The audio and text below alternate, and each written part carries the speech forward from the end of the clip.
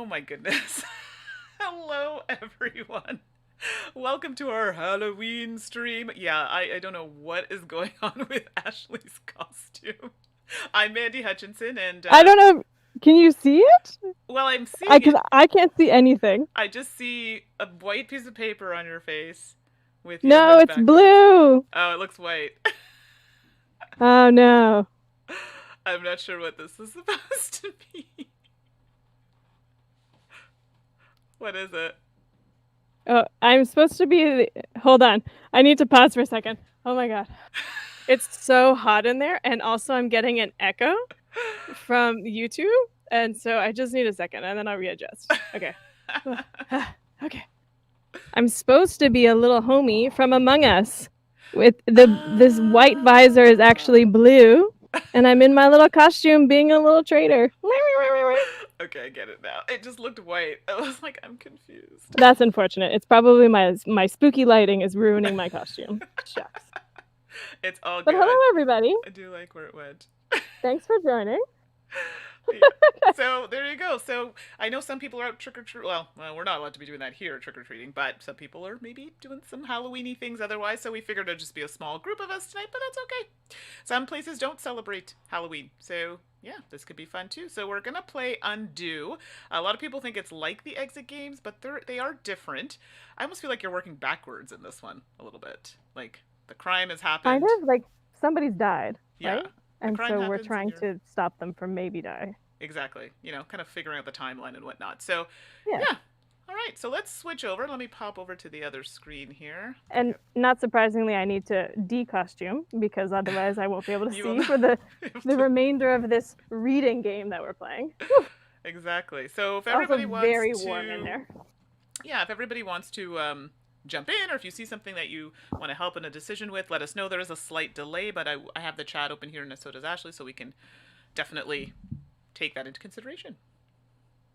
Okay. And I need to just hook up my mic because it's currently inside my costume. So just give me a second, please. No Manny, why don't you problem. just, So- ask how everyone's doing or something. Well, that's it. We have a couple people watching, so I don't know if they're new or if you've been here before. Welcome, and yeah, don't be shy. If there's something that you notice in the cards and you want to, mention it to us, we'll definitely take that into consideration.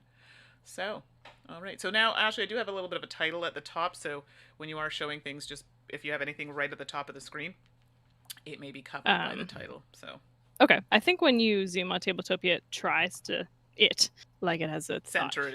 it kind of thing. It generally centers it, yeah. So we should be okay. All right. So basically with Undo, it's a box filled with a bunch of cards.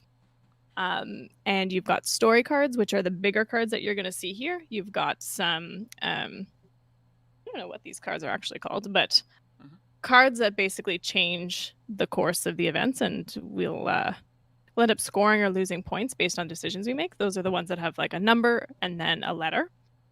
And then we've got some clues and some time cards because we only have 9 of these. I think there are 13. Yeah, 9 of 13 story cards that we can see. So we're not going to have perfect information. We're just going to have to sort of try to devise theories and figure out what's going on. Right. So if you've played a game called Deckscape or Detective, where you basically just have a box full of cards and you open the box and you just jump into the game, that's what Undo is. You just start reading the rule cards. I have already read the boring rule cards, but I will read our first story card for everybody. And for you, Mandi, because I don't think you've read it. I haven't read it either. What am I saying? We'll read it together. Everyone is reading it together. So, actually, I probably should tell you what was on one of those spooky cards. Oh, okay, yeah. Which was, because it's kind of the setting, one of the rule cards. We are... I have lost it. Can I find it quickly? Of course not. That's fine. No time. There we This go. isn't a super long. So our mission leads us into a mythical world of H.P. Lovecraft, more precisely to Arkham, Massachusetts, in the 1920s. That sounds good. Insert spooky. Here we go. Yeah, somebody do a spooky voice because it's not going to be me. That's for sure. Circumstances of death. A cemetery in the swamp. July 30th, 1923, 2:47 a.m. Excuse me. A man in his 20s is standing next to an open crypt, a horrified expression on his face. The meager light of his lantern reveals a set of stairs leading into the depths of a dark and foul-smelling crypt. Next to him are a backpack, a spade, and a portable telephone, whose wire leads down the stairs into the darkness. "Get out! Push back the grave slab and run!" cries a panicked voice through the receiver. "I can't leave you, Harley," he answers in a trembling voice. His gaze shifts to the heavy grave slab. Heavy grave slab they pushed aside. "Harley, can you..." Oh, sorry, he's screaming. "Harley, can you hear me?" He screams. A cracking noise over the receiver makes him pause. Then a hollow, gelatinous, disembodied voice echoes through the receiver. "You fool, Harley is dead." He's a southern gelatinous, disembodied voice all of a sudden. "Harley is dead." The man begins laughing hysterically. "Go ahead, Mandy. Hysterically." Perfect. We've got this. We should be voice actors. To protect his sanity, his heart stops and he drops down dead. Ooh, Continue reading on page R4 of the rules cards, which I'm not going to do because that's not fun to watch. Basically, what the rules cards are telling us is that there is a like an extra clue card that we get. So each story card has a clue card, and if you notice on the story card here, in bold, the word wire, the clue is going to give us something related to that wire. So because this is the opening, we get to actually see the clue card. For the other story cards, we're going to have to spend an investigative card in order to do that, and we only get 4 for the whole game. Yikes. So here we go. You ready, Mandy? I am ready. The long wire is attached to a cable drum, and more than 50 meters have already been unrolled. The connection is irregularly interrupted by a crackling noise. And then it says to continue reading the rules, which just tell us all about the investigative cards, which I just did. So now we play the game. So what's going to happen is we have 9 of these time cards. Mm-hmm. Each time card will allow us to visit a story card. Okay. So Mandy and I are going to choose a story card, discard a time card, read the story card, and usually you have to make a choice. And that's where these cards at the top here with the letters come in. So, Mandy, should we go through what each of these cards say? Yeah, that might, so people watching may want to play along and kind of get an idea. So I'm going to get in really closely, and they're usually placed in chronological order. Mm-hmm. So we have the first one, story card 1, 50 million years ago in an unknown dimension. 31 years ago. Rocky Horror Picture Show when you said that, but anyway, go ahead. 31 years ago, a cemetery in a swamp, so February 10th, 1892. Remember, we're in 1923. Early evening. Then we have 30 years ago, a house near Arkham, Massachusetts in February. So that's 1 year after story card 2, which you and I, we've played 3 of these together? I think, 2? Yeah, 3 of them. I think we've played 3 together. Yeah, 3. And we've always found that even though the dates seem sort of trivial, they're very important. Absolutely. Right? So that's a year between those 2. We have 9 years ago, a house near Arkham, Massachusetts, but that's in May in 1914 in the morning. So that's that's the year of the war. When did the war start? Again, these are things that Mandy and I have picked up where we're like, our real life knowledge of these events has sometimes affected what's happening in the game, which is really cool. But I don't remember when the First World War started. So if you know in the chat, let us know. Exactly. Definitely 1914, just like which month? Yeah, that I'm not 100% sure. My history teacher would be so sad. Okay, so then we've got 4 years ago, May 2nd, at the Library of Arkham, Massachusetts. 1 year ago in a cellar in Arkham, Massachusetts. June 7th, just before midnight. A private home in Arkham, Massachusetts, June 22nd, so 1 month ago from when this is happening. Which is interesting because it says a house near and then a private home in. Oh. Okay. Right? It feels like my little detective senses are like, ding, something's happening here. Then we have a private home again, but 1 day ago. Presumably the same private home, but we don't know. Right. A church in Arkham, Massachusetts a day ago. A cemetery in a swamp again, 35 minutes ago. A cemetery in a swamp 38 seconds ago. Okay. Boom. Harley dies in the swamp. Now. 12 hours later, the police station in Arkham, Massachusetts. Okay. Oh, there you go. So. Stephanie's in the chat. Hello, Stephanie. June 28th, 1914. Thanks, Steph. Thanks, Steph. You're the best. Jump in and help us out, if you want to play. Yeah, Steph, play with us. Yeah, exactly. For those watching, that aren't Steph. Steph writes for To Die For Games, the website. She writes reviews, primarily solo reviews, right, Mandy? Yeah, mostly solo, which I think people appreciate because I don't play solo games, so it's nice to have that perspective for sure. Also, she's a really great friend of ours, so that's fun too. I'd invite her on here to play with us, but I think she's a little camera shy, so I won't put her on the spot. We'll just call her out in the chat and make her do things in that way. So you don't see her face, but you know she's there. Exactly. Steph, did you see my costume? Okay, now Mandy, where do you want to go? What do you want to explore first? Do you want me to give you a recap? No, it's far for me to read, so that's why I'm kind of thinking about it. No, bye. Oh, okay. Thanks. Okay. How about you start it? I have to choose a place? Okay. Yeah. I think I would really like to know about the entity in an unknown dimension 50 million years ago. Okay. So the very first clue card, because I think that's going to tell us a little bit about our disembodied gelatinous voice that I have made Southern. Exactly. Sorry about that. My dog is being horrible right now. And Steph says nope.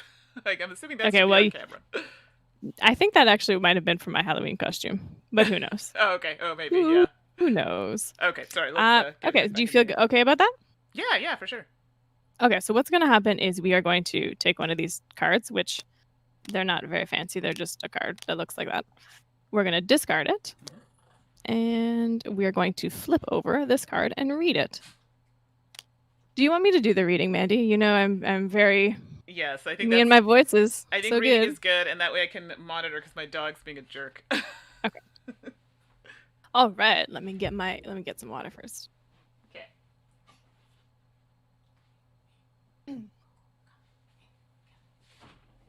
All right, sorry about that. 50 million years ago in a galaxy. No, I'm just kidding. 50 million years ago in an unknown dimension. Okay. As if in a dream, a gigantic library appears before you. Between the infinitely high shelves, bizarre entities scurry about, hoarding the knowledge of countless worlds and times. One of the entities sits at a kind of writing desk with a red book lying open in front of it. It fills the page with inhuman speech, using characters you have never seen before. Startled, you realize this entity is looking in your direction. You hear a voice inside your head. You already know this book. All the same, do you want to have it? Quickly, you decide to A. Leave this time immediately without changing anything. What are these symbols? I know. Can you pull up the card? Can you zoom it? Yeah, okay. Please. Oh, I see. Okay. Yeah. Oh, there's a spider. Okay. Yeah. Sorry, I'll go back and do... sometimes I get distracted by the new things. Quickly you decide to A. Leave this time immediately without changing anything. B. Try wresting the book away from the entity. Or C. Try talking to the entity. And chat, please, Steph, if you want to jump in, by all means. So it's interesting that I chose to go here first because it says that we already know this book. And I'm going to zoom out for a second because sometimes you can look at the clue cards and maybe it's going to say book.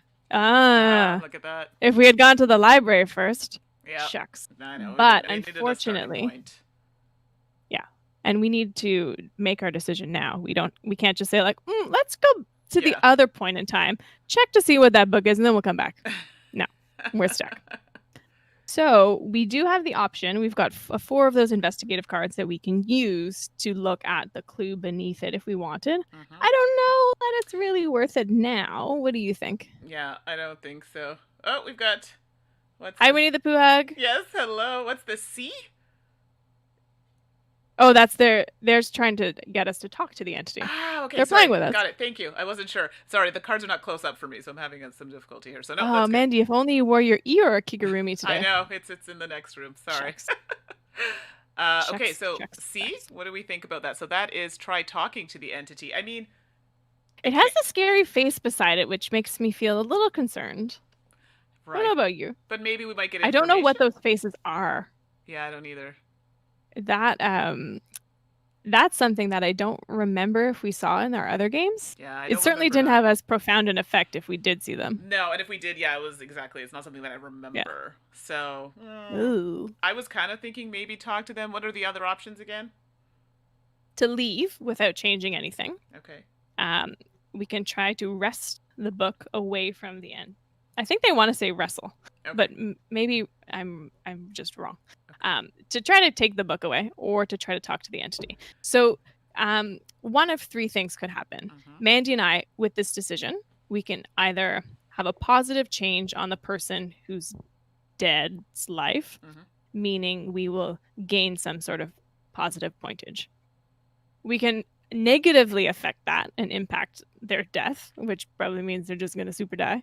And we'll get negative points, or we'll just get 0, which ends up being like whatever you didn't have an effect one way or the other. I mean, I like C, but I think C is going to have negative consequences. So this is the thing with you and Mandy, where we're like, I really want the bad thing to happen because it feels like the thing we should do. Right. But usually it works out for us. Right. In this case, I don't know. Like I feel like in this case, I'm worried. Yeah, me Cthulhu too. feels like a C. scary. Like I agree that C sounds like it's logical. However, I feel like it's going to change something in the timeline and not necessarily for the better. Well, thankfully, we have 8 more things we can do True. in the timeline to make up for it. So even if there's something we really want to do, but we know it's really bad, Right. we'll just have to like swallow that and do the other thing instead. Exactly. So. Okay, so I'm going to reveal the C. Okay, here we go. We're going with so, C. 1A gets discarded, 1B will get discarded, and then we will flip over 1C. So 0. So basically, this in game speak means that I don't know if it's better if I actually zoom in or if I just scroll it's better in. if you actually scroll in because it's not. That's what I thought. Yeah, there we go. Stephanie, but we can't pick the thing with the spider sign. Okay, so 1C, 0. So far our score is 0. The entities, like you, are masters of time travel. Your conversation with them is of no relevance to your case, but they show you a shortcut through time. Retrieve 1 time card back from the box. Hooray! Okay, so that's exciting. C was very nice. So good job in the chat. And that feels like a new mechanism. I don't think that we've seen that yet. I don't remember that from the last time we played. Which is cool. I love when these games sort of build upon a system that they've already established, but add like a couple little surprises. Those are my favorite things in like the exit and escape room games, and my favorite thing in Undo now. Okay, so that was my quote unquote turn, which basically means that if Mandy and I were fighting about what to do, I would get the final say, which never happens, right, Mandy? Yeah, exactly. That's fine. But now it's your turn, Mandy. So you get to decide where we want to go, and then you win any arguments we might have. Okay, so chat, help me out. I know there's a bit of a delay. Hopefully you can jump in where you think we should go next. So maybe let's scooch in a little closer so we know what our options are, because it's a bit tough to see. I'm going to just like read them from left to right, okay? So we've got... Oh, now, sorry, I'm distracted by the books, because remember, there's a red book that we need to learn about. Right. So we've got 31 years ago, a cemetery in a swamp. 30 years ago, a house. 9 years ago, a house. 4 years ago, a library. 1 year ago, a cellar. 1 month ago, a private home. And then 1 day ago, a private home. 1 day ago, a church. 35 minutes ago, a cemetery in the swamp. 38 seconds. So right before we die. I always say it's we, but yeah, we are like, our hands are clean of this. Like we're just, yeah. 38 seconds ago before Harley died, and then 12 hours later. So we'd probably find out how Harley died, I would assume. Okay. Did we want to do the library because we were talking about the whole book thing? I feel good about that. Yeah, what do you think? Yeah, I feel like that might be good. I don't know the chat's following along, but I think that seems to be a good one to go with. Oh, there's more Yeah, symbols because here. Okay, this is a thing. oh no. this is this is Oh, the that's the old previous one. one. Okay, I was like, what? I was rereading Okay, what it said about the got red it. book. Yeah, so sorry, I wouldn't flip it over while No, you were in that's the okay. I was middle of like, oh saying my something and goodness, be there's like, more. There's more haha, symbols. library, I'm gonna get all the secrets before Mandy, even though it's her turn. So here we go. All right, Chad Luffield agrees with us. Library. Okay, so I will do this and then I will zoom in. If you get motion sick, just Yeah. Okay, so it seems like the symbols are consistent with the letters. Like his C was this spooky face. Yeah. Do you want me to read? I can do it if you go in a little bit closer. I can read that. Okay, perfect. As close as you'd like me to. There it is. Perfect. This is incredible. The young man in glasses whispers to This is incredible. The young man in glasses whispers to his companion. If even half of these texts are true, this could be something absolutely incredible. He grins conspiratorially. Then secretly thinks to himself, I really need to find out what this ancient something buried deep in this earth is. Greedily, he shoves several books of apparent Asian origin under his jacket. Let's go before the night watchman wakes up again. So, you ensure that the ancient something is A, an unblemished vessel of immortality, B, an everlasting candle of invocation, and C, a moldy book of invisibility. I would love to learn more about the books. How do you feel about that? Well, I feel it is pushing us in that direction. So I don't know what the chat's feeling about it, but I definitely think the book is kind of. It would mean we would use one of our. Oh, sorry. Are you saying to do C? Or are you saying to learn? I'm just gonna scroll. Are you asking to learn about this? No, I'd like to learn about the book. Yeah, that's what I'm feeling too. Yeah. Sorry, Chad, if you really disagree, we're going to do it anyway. I'm sure they won't. So we spend one of these investigation things. Again, they're just double-sided magnifying glass cards. Discard that, and then we flip this, and I will get right on in there, Mandy. Okay. For you. That's good. For you to read. There we go. The books all come from the secure part of the library where forbidden texts are stored. These texts can be dangerous to readers' souls. Ooh, do you think Harley tried to conjure something? Maybe. That sounds like that. And the chat is saying C is what they think would be. Mind you, Moldy Book of Invisibility. That actually makes sense because if there's some kind of crime or something going on, I mean, no one would see you. No one would know what you're up to. Also, the moldiness of it makes me think that, like, how did it get moldy? Like, how did it get, like, wet and or moist? Somebody must have been like using it or like got their that word again. I apologize. Or somebody might have gotten their like never mind, I'm not gonna keep talking about this moldy book. I'm gonna stop talking now. Well, the chat saying C, I don't disagree with that. Yeah. I'm okay with that. Okay. So yeah, remember though, we're trying to change things. So right. Do you think that? So like, do you think that our person Harley, like, use the Moldy Book of Invisibility? Because, and if so, do you think we should do something else? See, although because do you think Harley candle died? Of invocation also sounds kind of good to me, but. Do you want to go look back at how Harley died again? Yeah, quickly? Because I feel like immortality is a very obvious choice. I don't know why, but I feel like it's wrong. Yeah, I don't feel good about it either. But yeah, so remember, even chat, remember we're not trying to like piece together what happened through like the timeline. We're trying to interrupt and make changes to it so that it doesn't happen again. Okay, so in his 20s, so I can't imagine somebody in their 20s would be really looking for immortality. No. At that point. Like invisibility seems like a thing, but let's keep going with it. Okay. Sorry. Dark can you see that? Okay? Yeah, dark and foul smelling crypt. A backpack, a spade, and a phone. They clearly left the book. Did they have portable phones in 1923? Oh. Whose wire leads down the stairs into the darkness. So there's not really portable. That's why the wire is so long. That makes sense. Yeah, so they clearly left the book like a cake out in the rain. That's what the chat says. Okay, I can't leave you. Okay, I'm just kind of reading quickly. Crackling noise, gelatinous, disembodied lead voice echoes to the receiver. You fool, Harley is dead. So now the fact that's capitalized, could it be the immortality? What do you mean? Oh, sorry, I'm thinking out loud here. That's something that Yeah, might be better yeah. to prevent it. I see. Oh, it's So how do you okay. think? How do you think? What do you think Harley was trying to do when they died? The man begins acting to protect his sanity as her substance drops down. The meteorite. I'm just. Who was helping us too? And by us, I mean Harley. I think. Get out. Run. I mean, usually when you hear these stories and you're investigating, it's usually something like immortality is usually what people are looking for. Everyone wants to be a vampire. Well, this is it, right? Invisibility. I'm wondering if they had the invisibility, would they not have been, wrong place, wrong time?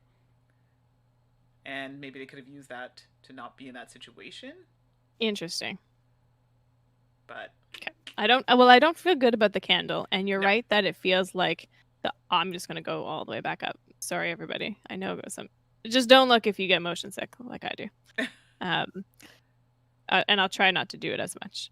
Yeah, the unblemished vessel of immortality. It feels like the obvious choice, as you said, and the candle is just not standing out to me at all. Me too.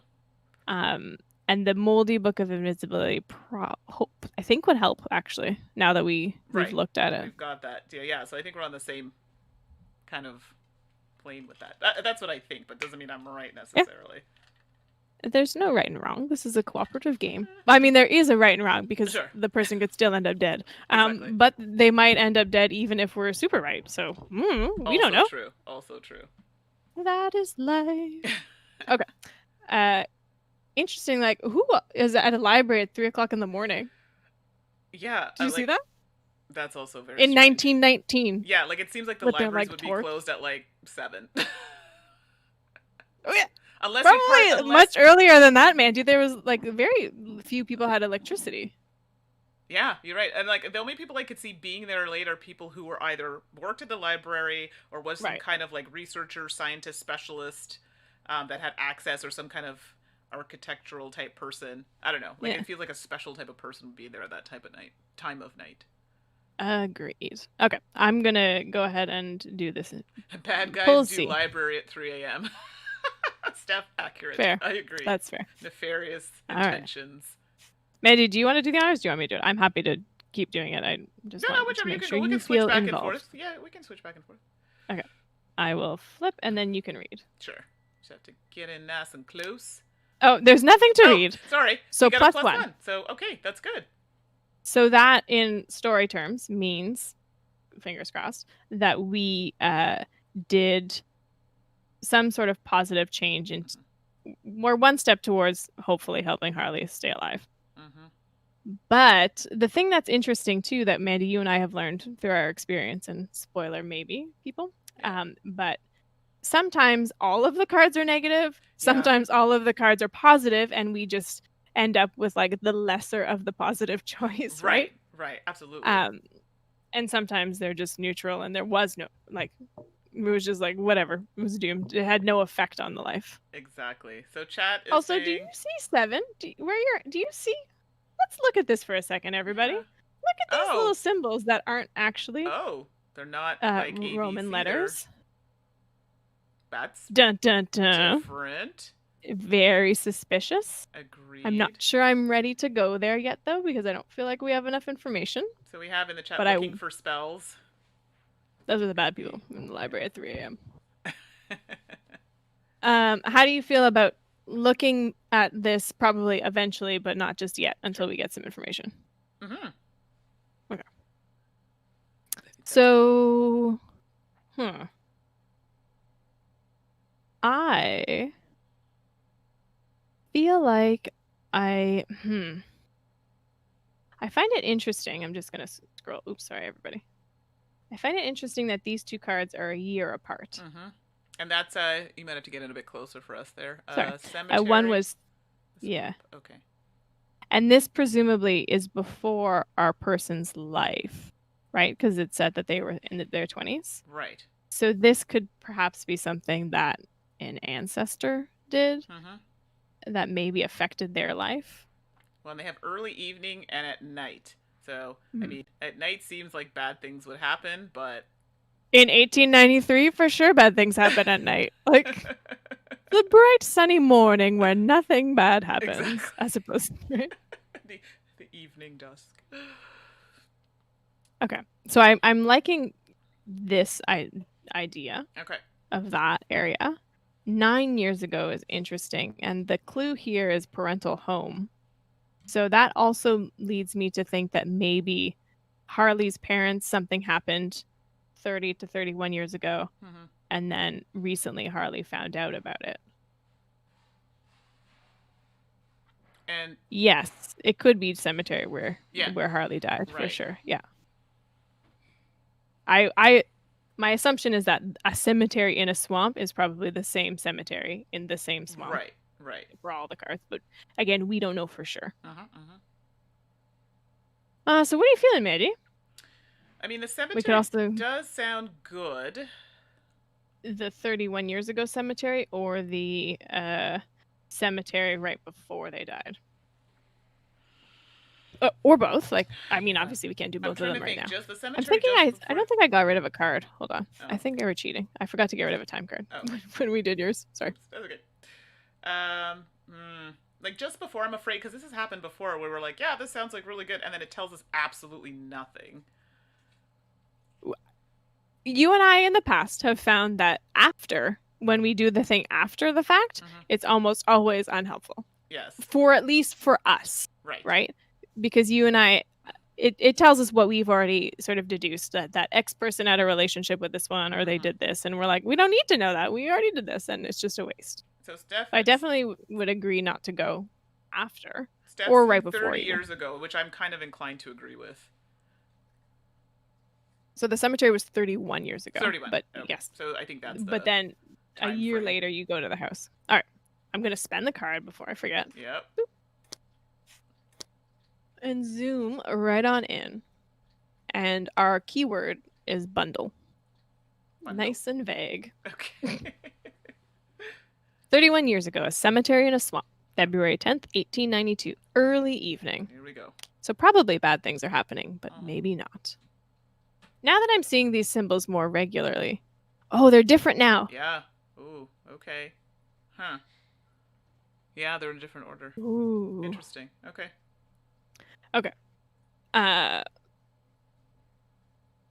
You have to read now, Ashley. This is your... Sorry. I was like, a hooded man with a bundle on his back and a spade in his hand wanders warily through the fog-shrouded swamp. The past hours... Try that again. The past hours... No, it's not me. It's wrong. It's just wrong. Okay. The past hours weigh heavily on his shoulders. Only his promise to his child's mother keeps him going. He tries to keep his senses together and to remember his grandfather's stories about this ancient swamp. He prays to God to show him the way. Yes, knew it was a family thing. You ensure that the man, A, does not find what he is looking for and takes the bundle into the woods instead. B, makes a map of the swamp and resolves to add it to his last will and testament. No, I don't feel good about that one. C, returns to his child's mother and proposes marriage. Oh, so many things here. Like, I feel going into the woods, is this some kind of like sacrifice or something that is going to be magic driven? Like, that concerns me. Yes. There's this weird legacy thing happening, right? Do you feel that? Or it's just like the grandfather tried to do it and then they tried to do it. And so for me, making a map of the swamp and resolving to add it to his last will and testament means his child will get it. Right. Which is probably Harley, which means Harley will die, I think. Or I feel like the marriage. Like, the marriage might be like, that union may cause issues. Interesting. Okay. You know, tell me why you think that the marriage, between... Go ahead. No, go ahead. Sorry. Yeah, I was thinking. No, I was also thinking, hence why I stopped talking mid-sentence. So this is the father? We don't know. Okay. This is just a man who has a child and who's grandfather told him stories about an ancient swamp. Right. And I mean, anytime I think of a hooded man, I think of like druids or something to that effect. So, I don't know. It's very. Well, and the hooded man has a spade, similarly to Harley, who had a spade. Right. And a backpack, right? Right. So I think I'm worried about any kind of unions because either any productions from that union could trigger something, or maybe just those two people meeting could spark something. Do you know what I mean? Versus like maybe if they hadn't met, certain things wouldn't happen. I don't know. I'm just spitballing here. They're already like the person is already pregnant, so this would be. At this point. Oh, so then it doesn't even matter. Yeah, right. Because it says only his promise to his child's mother keeps him going. Right. So this person promised something to the child's mother to do. Sorry, maybe if they don't get married, I guess is the point, because then it could be the child ends up with no father. Whoa, sorry, Tabletopia is doing something weird. I apologize, everybody. When you don't move around, it decides to take on a brain of itself. Like so let's make it positive. So proposal sounds uplifting. I guess I'm worried that this proposal might lead, you know what I mean? Like if they didn't get married, maybe this child would have. So you think that the marriage was the catalyst of like the bad things? Possibly. This is just like I'm just talking. I'm just trying to jump into your brain. Yeah, exactly. And I feel really badly about the bee. Yeah, no, I feel like that equals like how you die. Yeah, exactly. Like imagine you get left a map by somebody and they're like, my dying wish is that you go into this ancient swamp with this and do these things, right? Yeah.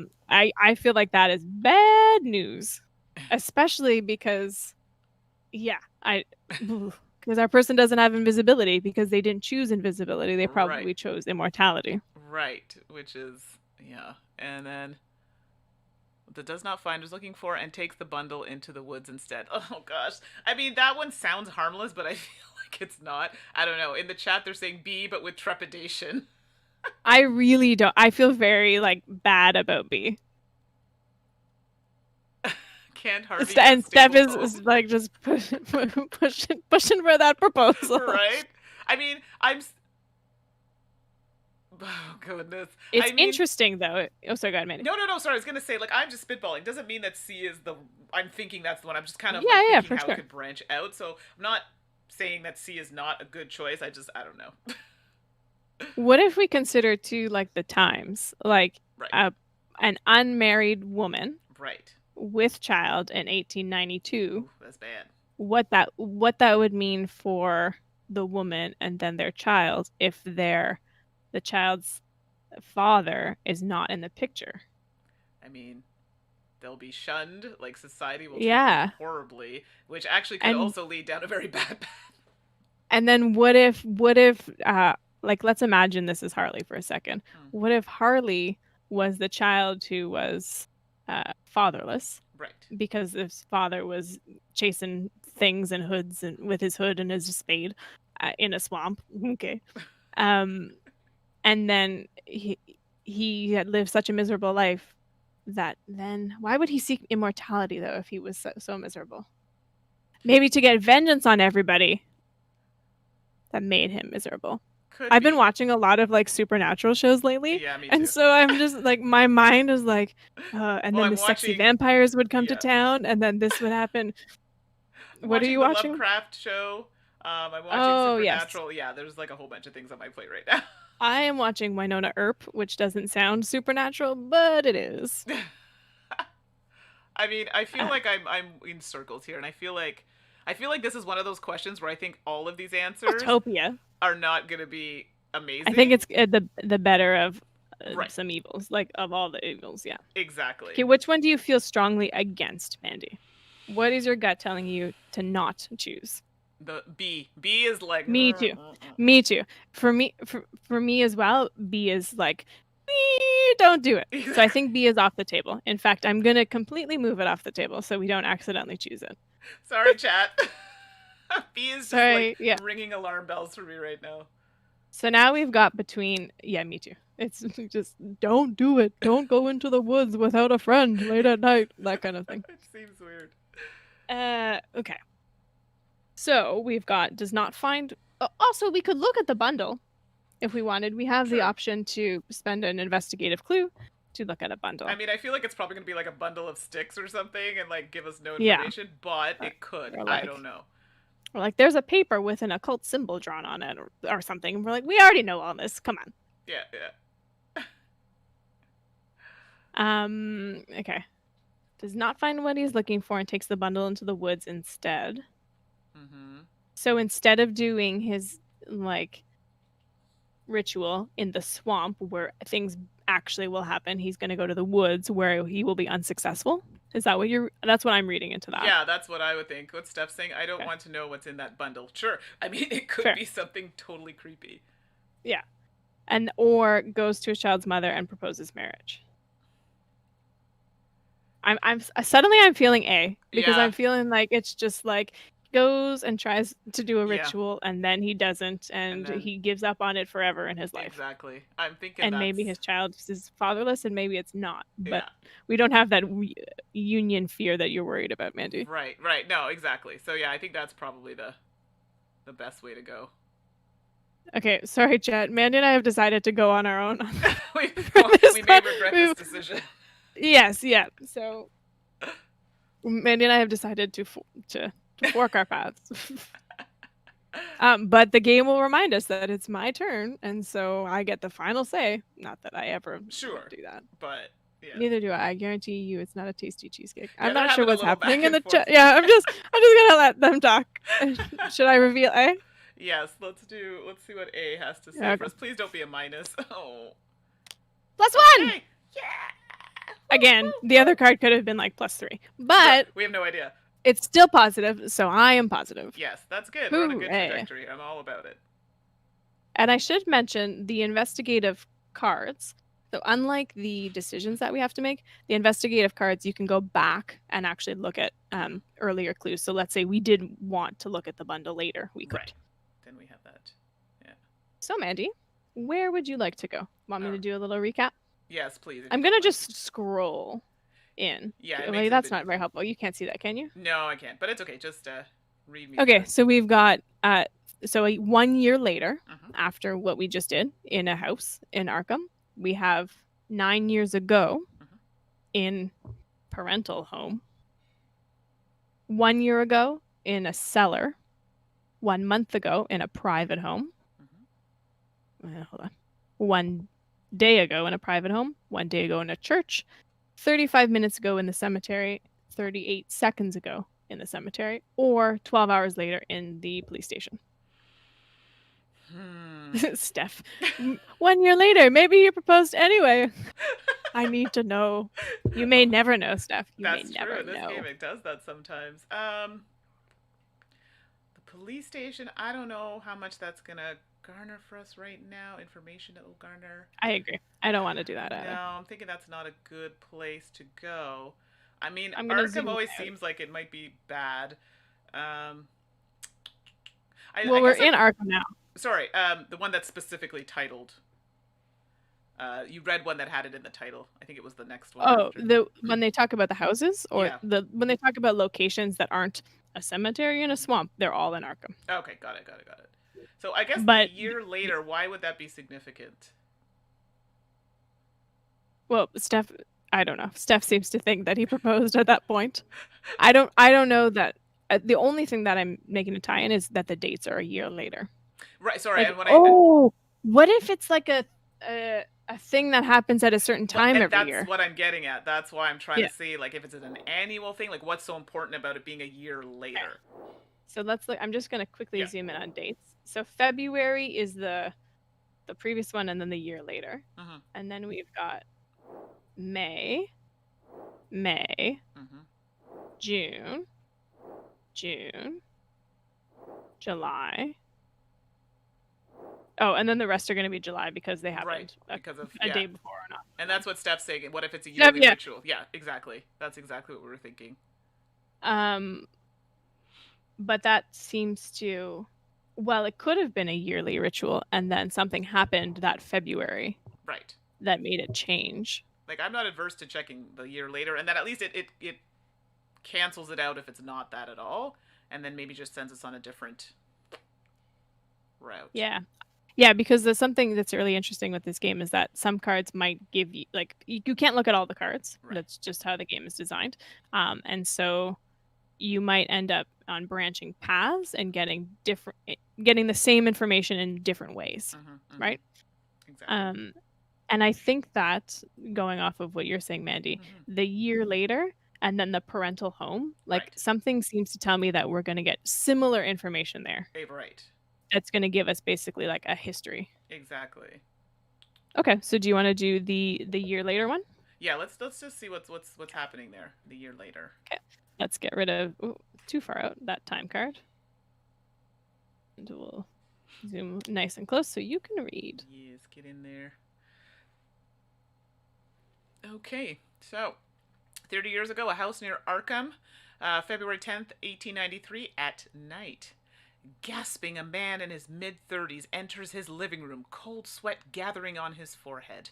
Without a word, he drops a dirty spade and plops down into an armchair in his mud-smeared clothes. He is too horrified to cry. Remembering his weak heart, he tries to calm himself down. After this day, he never utters a word again, neither to his wife nor to his son, born 2 years later. On his son's 5th birthday, he voluntarily commits himself to an asylum to deal with his fears, which is capitalized, or bolded, excuse me. He dies shortly thereafter. So, you ensure that his son inherits the following: his fear of books, his bravery to dare the unthinkable, his fear of the underground. So much. We've learned so much, Absolutely. Mandy. This is great. This is a great card. So one thing that really stood out to me was the heart thing, because it makes me feel like there's that genetic component to our person who died and whose heart gave out to spare them from dying, Right. from basically going to an asylum and losing their spares them from losing their sanity, which it sounds like their father did lose their sanity. Right, exactly. So that's interesting. So I think that we've definitely found the genetic / historical link between what is happening. Right. Why is fears and bolded? that the son is the son here, right? Because he would be 28, which would make him in his 20s. Fears. And that he's trying that thing again. Right. And also, Steph, you got your happy ending. Exactly. It seems like you got married. Exactly. Dun, da, da. His fear. Oh, so Steph's saying maybe extra bravery would help him not die of fear. Or would it make him just not very smart and make him think he could do it? Take on a Cthulhu. I don't know. Yeah. I don't actually know what Cthulhu is. Sure. I've never read anything. The gelatinous, and maybe I can't even say Cthulhu because it's not. Yeah. No, it's public now, isn't it? I think so. Like Sherlock Holmes and stuff. I believe so. Steph is very excited about that marriage. You see that? There's like 4 exclamation marks. Wow. I mean, his fear of books seems like, if he is too scared to touch or read any books, maybe he's not going to run into that. Well, we talked about the whole moldy book thing, though, that if he took that. Yes, but remember, so our decisions in the game don't necessarily affect in the game. They just affect the ending. Right. So even if we made him take the book and then later we said, oh, he's afraid of books, it's not going to necessarily cancel them out or change. It's just going to, yeah. So what could be so maybe that red book was something basically telling them the ritual and how to do it. Well, and then if you Tabletopia. watch any or know anything about the Cthulhu world, there's always a book. And usually in a lot of these things, there's a good book, a bad, you know what I mean? Like a black or white book. Yeah. There's the balance, right? And some's dark, light magic. There's always a book. And usually the book is hidden. And it's not always hidden with the people that are part of that group. You know what I mean? So sure, maybe it's hidden in the public library where nobody will know to look for it or take it out because it's moldy and garbage or whatever. Right. Unless they were specifically looking for that thing. Exactly. Or with a group of people, that are, a more lesson franchise type of group. So things like that. So just not part of their elite kind of group. So I'm just spouting things off here, but books generally don't always lead to good things. I mean, if you think of like The Mummy or any other movie or anything like that, books can be bad. Yeah, books are always bad. Says the two teachers. Yeah, exactly. Books are bad. Put your books down, kids. They're evil. I feel like, sorry, Steph, I'm not totally sold on your like reasoning behind choosing B.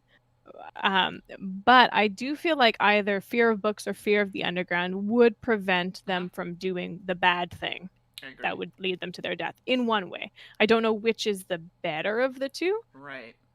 But I think books and underground lead to death. Right. Is what we've determined. Determined, exactly. Like, I feel underground, some kind of like weird ritual is going to happen, but then I feel like the book is going to tell you how to do that ritual. So it's like there's like, because Harley, the dead person, moved a grave slab, so it was almost like a secret passage or something into some underground thing, right? Right. Because they had to dig with the spade, and the wire was leading in. I'm gonna go look at that. In my brain, the funny. Wire is leading into where the grave was dug up. So maybe the underground. I feel it's one of those clues where if you pick either the book or the underground, I still think it would affect. Just one would be the better option. I would agree with you with that. So. Okay, let's see about this wire. Whose wire leads down the stairs into the darkness in the crypt.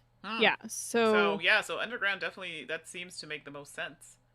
So there's the crypt. Where were we? The house. I don't know that so we've got the investigative clue. I don't know that I need to know more details about the fears. It just seems like they're probably just going to be like, something happened in that crypt that made him lose his mind, which we know because Cthulhu. Right. So I'm not. Hurts me to even think about a fear of books. The underground. Hurts me to even think about fear of books, right? I don't think I would like that very much. I feel like the books is the stronger of them. Yeah. Well, like, and that's... yeah. Sorry, go ahead. I apologize. Cut you off there. No, that's okay. I was just going to say, because the book would then tell you about the underground part, right? Well, that's what I was thinking.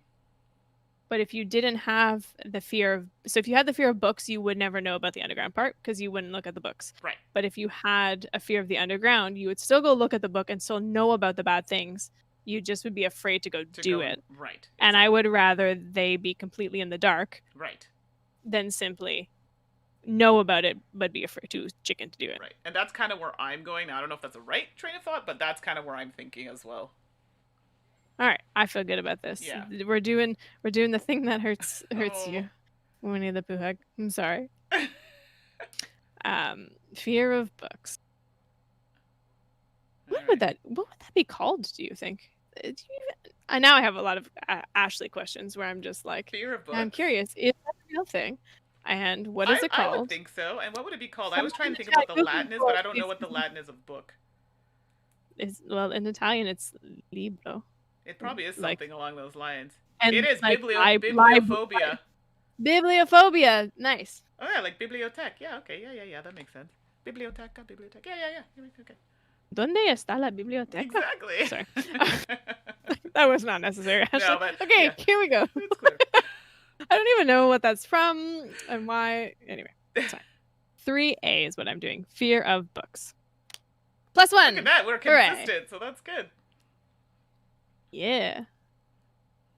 So we have... Oh, man. Okay, you know what I'm going to do because now I keep thinking I'm cheating. I'm going to put the time card here to show that I did it. Because I think I forgot to do it. We got one back. Okay, so this one that we got back, we got it back. Yeah, but I think I forgot to do it again. I get too excited. Because we've looked at... There was 9 cards. We've looked at 1, 2, 3, 4. So we should have 5, but we got one back. Yeah. So we should have 6. There we go. Okay. No, I did it right. I didn't cheat. I just couldn't find the card. Okay. These things need to go all the way out of the frame. Okay, there we go. That's the first thing you learn in every Spanish class. Probably true. Oh, goodness. That's funny. Okay, Mandy. So we've got 9 years ago. Okay. When our homie was I don't know, our homie. First I like take on their personality as the dead person, and now we're besties. When the person was 21. Oh, the person was 21. Okay. It's like a rite of passage kind of age. Yeah. So in a house. Okay. Presumably the parents, like their family home. Right. We've got 1 year ago in a cellar. Okay. At night. So scary underground things. Mm-hmm. 1 month ago in a private home. So presumably somebody else's home who we don't know. Right. Right? Because we don't think it's the same family home. Mm-hmm. And then we have 1 day ago in the private home, 1 day ago in a church, 35 minutes ago in the swamp, cemetery swamp, and then 38 seconds ago in the cemetery/swamp. And we have 6 more places we can go. Which is pretty cool. I feel like we've seen a lot already. Yeah, this is actually, it's pretty, now that we've played a few of these, it kind of like narrows it, we can narrow down a little bit more. I mean, the 21 years old stands out to me. And yes. Sorry. I mean, tell me more. And there was another one that stood out to me. I don't know if it was like a home or cellar or something, but okay. We've got cellar, private home. Those are both a year ago. Mm-hmm. And then we have a day ago in a private home. Yeah, I don't know. Church, cemetery. Okay, I think the 21 that one is the good one where he's 21. Okay. All right, I'm getting really close. So this is in May. Okay. And our person died in July. So, not helpful, Ashley. But it's the morning, so good things happen in the morning, remember? Could happen. Yes, possibly. And we've learned the war has not started yet. Right. But what was that date? I'll scroll June back. June 28th. I got it. June 28th. Okay. All right, here we go, Mandi. Okay, so 9 years ago, house near Arkham, May 23rd, 1914 morning. The deceased sits thoughtfully at a desk in his parental home, which is bolded, with the following notes in front of him. Studies for university. Arabic in Providence, Rhode Island, ? Interesting cultures, dangerous countries. English in Arkham, Massachusetts, easier to find work, close to mother, traveling. German in, what does that say? Alsace-Lorraine? Alsace? I'm not sure of the pronunciation, I'm sorry. Alsace-Lorraine, sufficiently useful. Europe, historic location. You ensure that he studies Arabic, English, German. Oh, Send them to Europe! Sorry. But then they're gonna die! Oh my gosh, if we send them to Europe, he's gonna die in the war. Yeah, they can't. Are they... Wait, they're 21. Where are they now? They're in the States. Would he not have been... he would have been drafted? No, because in the First World War, the States didn't enter until very late in the game. Got it. It was primarily like European, and then like Canada came in. So Europe would and be then bad. A little bit later, the States came in. Yes. So if I as excited as I was to get him the heck out of the U.S., I am now taking it back because he will 100% die in France. If we do. Yeah. But he would know German, so maybe he could. No, actually, he's gonna die. What do you? No, I think he's not gonna like befriend a German soldier and like talk his way out of it. There, not so good. I mean, this is a tricky one. Yeah, because all of those areas have places that could legitimately kill you. But Arabic seems nicely random. I mean, that's the one I kind of go toward. Yes. Because the other ones, yeah, you're right. For the time period, I think they're gonna be horrible. It feels like, if I'm metagaming a little bit, so I'm not sure if I used that correctly. I never really know what metagaming means. But anyway, I'm going to pretend I did and just pretend that didn't happen. So if I'm metagaming a little bit, I think that the Arkham situation, would like learn English in Arkham, would keep everything the same. The path would remain unchanged, right? That's probably what they chose. Right. I think the German in France equals death. And maybe would be good because he wouldn't die from insanity, but he still dies. And we're trying to save their life. So I think that Arabic in Providence, Rhode Island is probably better. But why is Rhode Island standing out to me as like an occult place? Is that weird? I don't know. The chat's saying Arabic. Is there anything we've read that made it seem like Rhode Island is bad? And why is parental home bolded? Because we can look at it. I see. It's one of the clues below Thoughtfully at a that we desk can in his use. parental home. I don't know why that would be important, but yeah. I can tell you why it could be important. Because what if it's the same desk from the 50 million years ago when we time traveled to the Cthulhu? You're right. It's Right? true. That also, that could be important. Everything could be important in these games. I mean, we haven't Yeah. looked So at I any of think these clues, but I'm thinking A do you want sounds accurate. we can use the Do you want to look at parental home? Do we think it's worth it to use one though? I feel like it might tell us about the desk, which I don't know that we need to know about. Yeah, it's one of those ones we where can also come back. Yeah. Later too, Yeah. right? Okay, let's just. I think A is the one that I think is best. The chat is agreeing with this. All right. I mean, sorry, Harley. I was trying to save you some insanity, but maybe you would die a painful death as like a prisoner of war in France. Exactly. Because, as we mentioned, they do take like the dates are there for a reason. Right. Everything is sort of purposeful. Here we go. +1. Oh, okay. Hooray! We seem to be doing fairly well, actually. This happens a lot with us, though, Mandy. I just didn't want to jinx us. You and I can. All right, we get on these little like tangents where everyone's just kind of it's more than a tangent. Yeah. But everyone's just like, "What are you talking about? No way is that happening." We're like, "Yeah, it is. For sure, We're going with it. We got this." Yeah.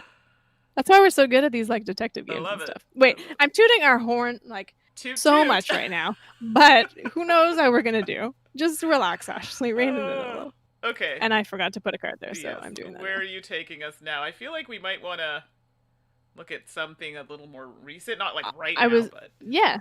I was thinking the same thing. I would like to either look at one of the two cemetery cards, so either 35 minutes ago or 38 seconds ago. Right. Or I'd like to look at one of the two private home cards. So either a year ago or a day ago. Just to see whose home it was, how it could relate to. Oh, and one of those is the one with the fancy characters on it. Right. Tangents are half the fun, right? Do you feel like we would be ready to go and look at the fancy symbols yet? Or do you want to do one of the cemetery cards and then do the fancy symbols? I think, we might see some kind of markings or something in the cemetery. Okay, so let's do a cemetery. Yeah. You want to do 35 minutes ago or 38 seconds ago? See, and this is where my mind always does like time travel-y things. I'm not saying it's the right thing, but it always makes me wonder why 35 minutes ago would be important. My mind was doing time travel-y things too. Yeah. My thinking is either 35 minutes ago, it's like the beginning of what they were about to do. Right. And then the 35 seconds ago is like, you did the thing and you see the beast. Yeah. So do we want to know basically the beginning of the story or the end of the story? Well, we kind of know the end of the story, but sure, but I know what you mean, like just before the end, and I don't know if that's gonna be more useful, but yeah, that's tricky. Ooh, if I look at if I metagame, did I do that? Did I do that right? We'll go with it. The clues, one of them says equipment, but the one right, like the 35 seconds ago, says grave slab, which maybe they'll tell us what's on the slab. That's that. Yeah. So that's the one that I think we should kind of. Okay, so we're gonna do instead of the beginning, we're gonna do the end. Yeah. Okay. Yeah. 35 minutes. Is that the one? No, sorry, Steph. We're doing the other one, but there's the delay, so we'll give you a second to catch up on our train of thought. And when they open the crypt thing. We're going to give you a second to hear our reasoning behind why we probably... No, she changed her mind. Yeah, okay, perfect. We knew you would. And if you didn't, we were probably going to do it anyway. Yeah, exactly. Sorry. All right. And I'm just going to put the little clue card here so I remember to... And I'll put that there too, so I remember to not cheat. All right.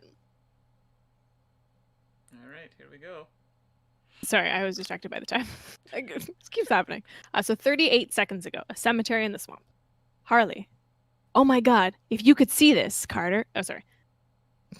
Read properly. Oh my God, if you could see this, Carter, it's... Randolph. Harley, what? What do you see? Harley. I can't tell you. Oh God, no one can experience this and live. If I'd have only known. Randolph. Hold on, I'm coming down. Harley. Carter! No, Carter! Run for the love of God, run! It's your only chance. Run and don't ask why. It's too late. It's too late. There's nothing you can do. Nope. There's nothing you or anyone can do. Okay. He's wacky waving inflatable arm flailing two men all of a sudden. Bringing the savings to you. Okay. So that was dramatic. Yeah, I would say so. Thank you. No. Yeah. Don't feel like it helped us at all much. But let's see what are our choices. What are our choices? So you ensure that Randolph, A, calmly descends into the open crypt. B, flees in horror. C, tries to close the heavy stone grave slab over the entrance in the crypt in panic-stricken fear. Whoa! Oh. So much for our friend. So let's see what... I'm just going to pull both cards into the shot here. Because he says... So he's talking to Harley and Randolph. Randolph Carter? Is that what we're assuming? Do you assume Carter is... One of them is their first name and one's their last name? Oh, yeah, because it says... Harley, if you see this, Carter... Yeah, because some people call them by their last name. Okay. So, I can't leave you, Harley, he answers in a trembling voice. His gaze shifts to the heavy... okay, so his gaze shifts to the heavy grey slab they pushed aside. Harley, can you hear me? He screams. So already, in the time, like in the real life, it seems like Randolph is thinking about trapping him inside. Right. That's my interpretation of his gaze shifts to the heavy grave slab they pushed aside. And chat is saying that A is just not gonna happen. No, this is not like fairies and rainbows and, cupcakes. No. Yeah, no. Yeah. I don't think that's a thing. Do you think that Randolph in real life left or tried to trap him? Because I'm afraid if you tried to trap him and there was some weirdness going on there, that's just gonna make him angry and stronger. But then if he doesn't close it off, he could be releasing something into the world. There's a couple ways to go here. What do you think did happen? Because if they're saying... Oh, in fact, we would know probably if we went to the police station. But that's true. We could find it. Let's hypothesize and theorize. Do you see? I can't tell you. No one experienced this and live. Yes, Steph, we can.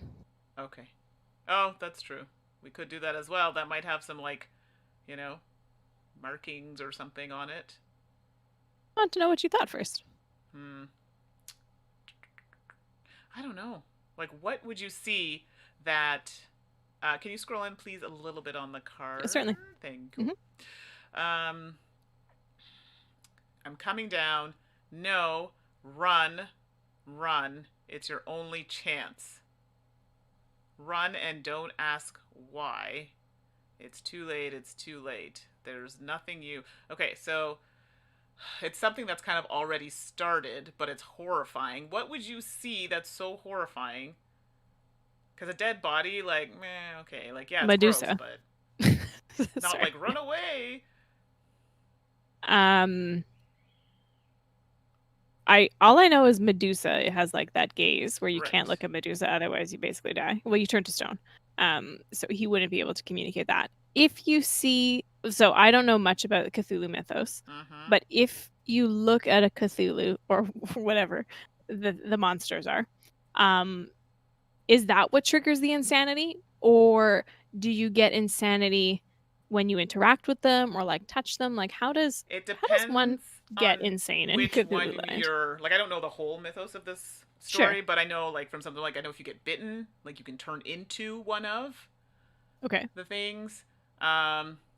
Looking at them doesn't really... I mean, I guess it depends on which one. Okay. But...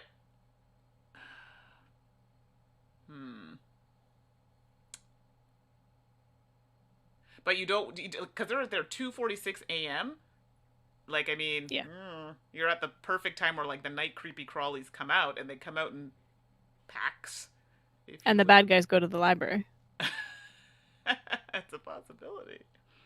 But people could control them, right? Depending on what type of magic they're using.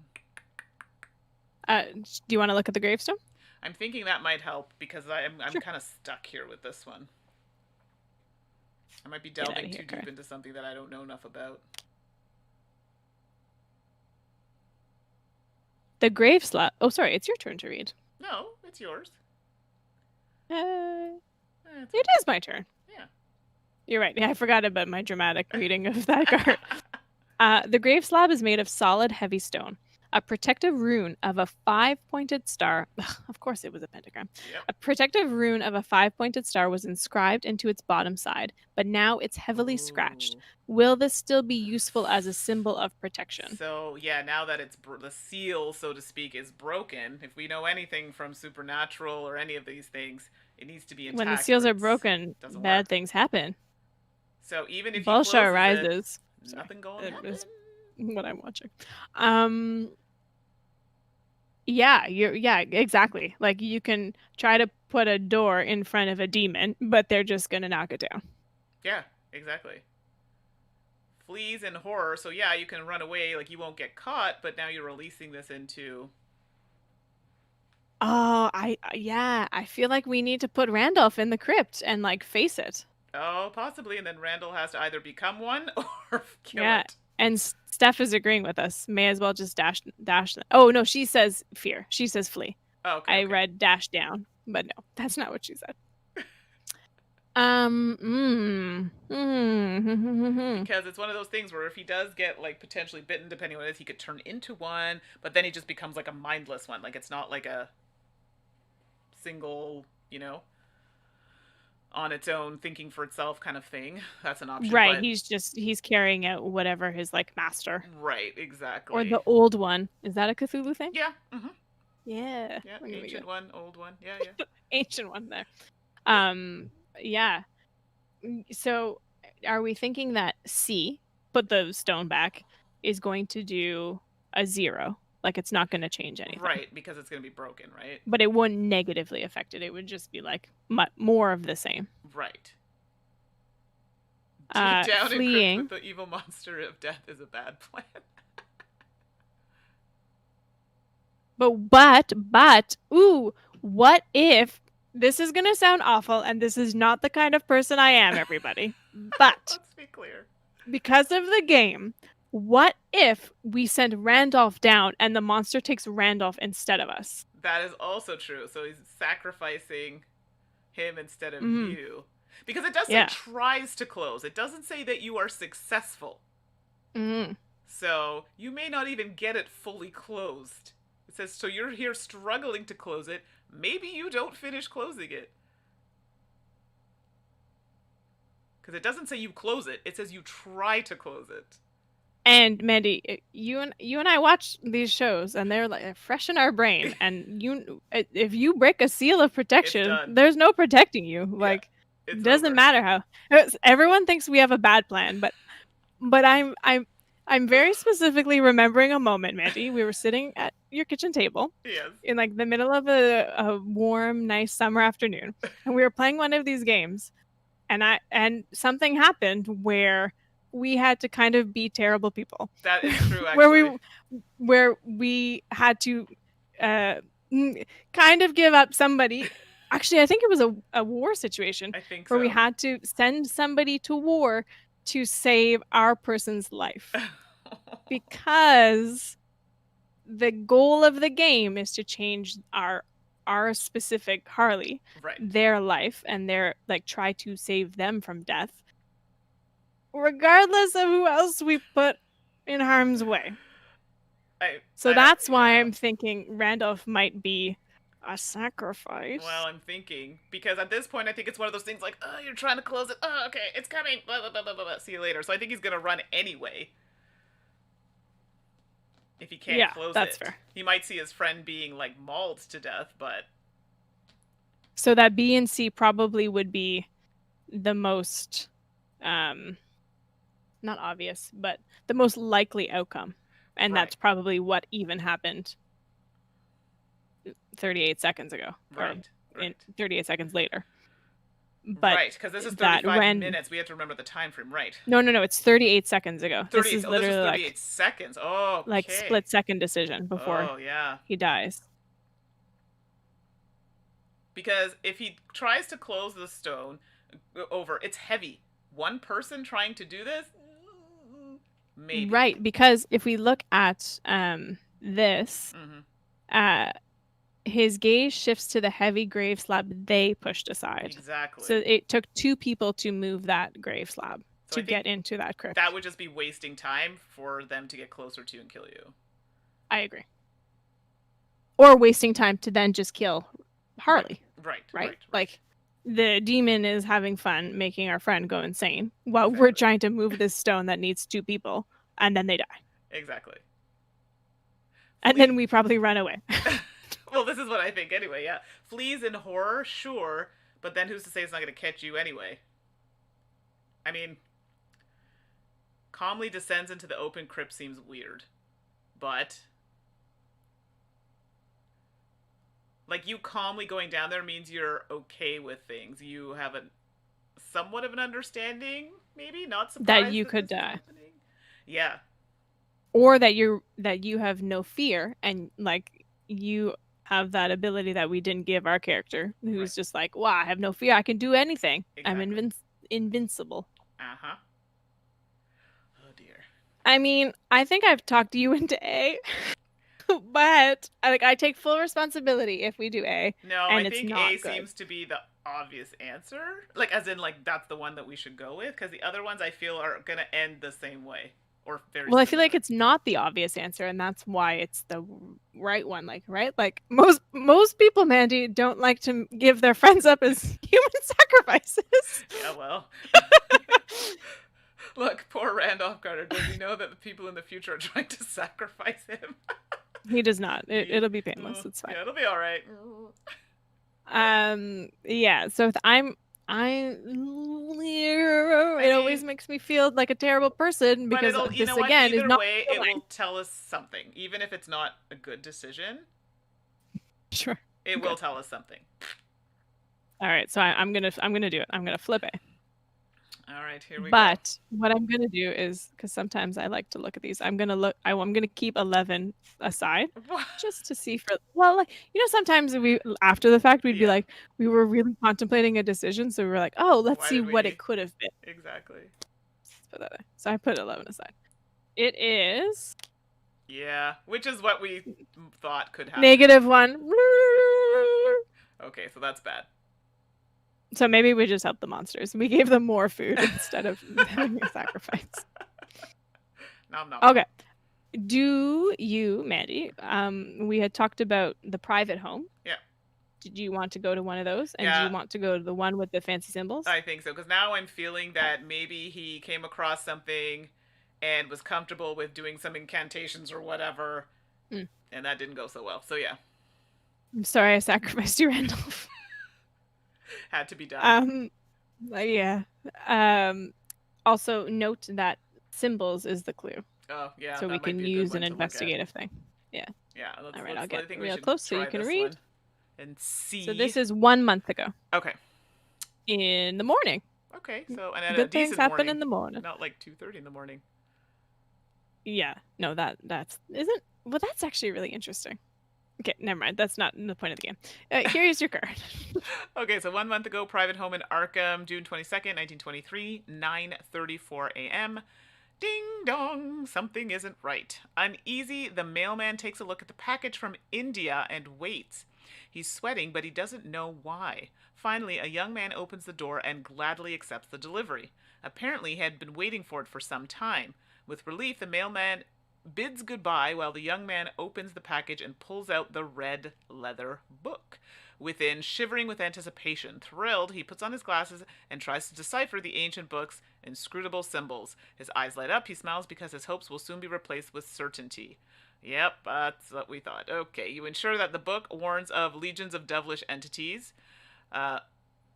Oh, okay, that's the first symbol. Second symbol, the symbol in the book shift and change before his eyes.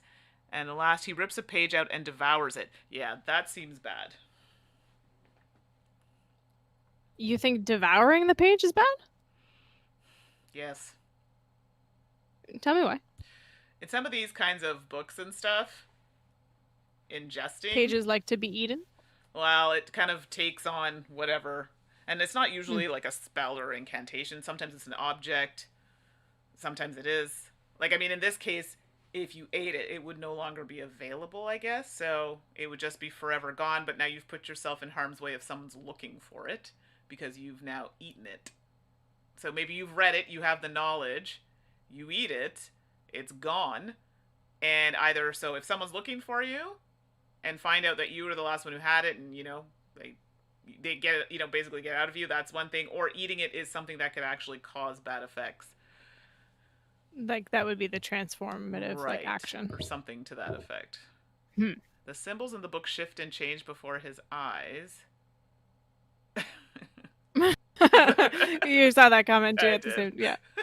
That's fair. Devouring the page is not as bad if not paired with the right wine. I love that. Oh gosh. Do you mind if I take a second to look Yeah. at some of our previous decisions? Because now I'm feeling like the little symbols, considering that we got it when we gave Randolph up as a sacrifice. Yes. We got the little Skull. Cthulhu head skull Yeah. thing next to it. So do you mind if I just look at our please, previous 'cause that decisions might be and some like kind what of symbols were there? with Yeah. that.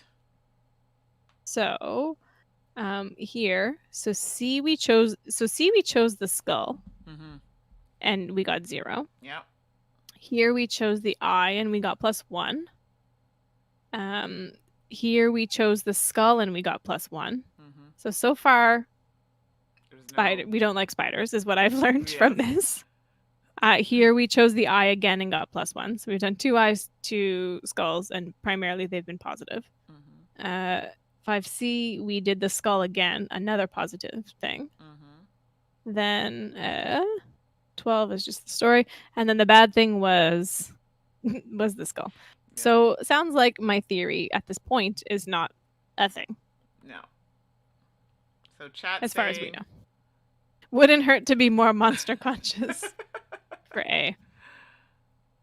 Actually, do you mind if I go look at the card that talks about the red book? No, go ahead. Again?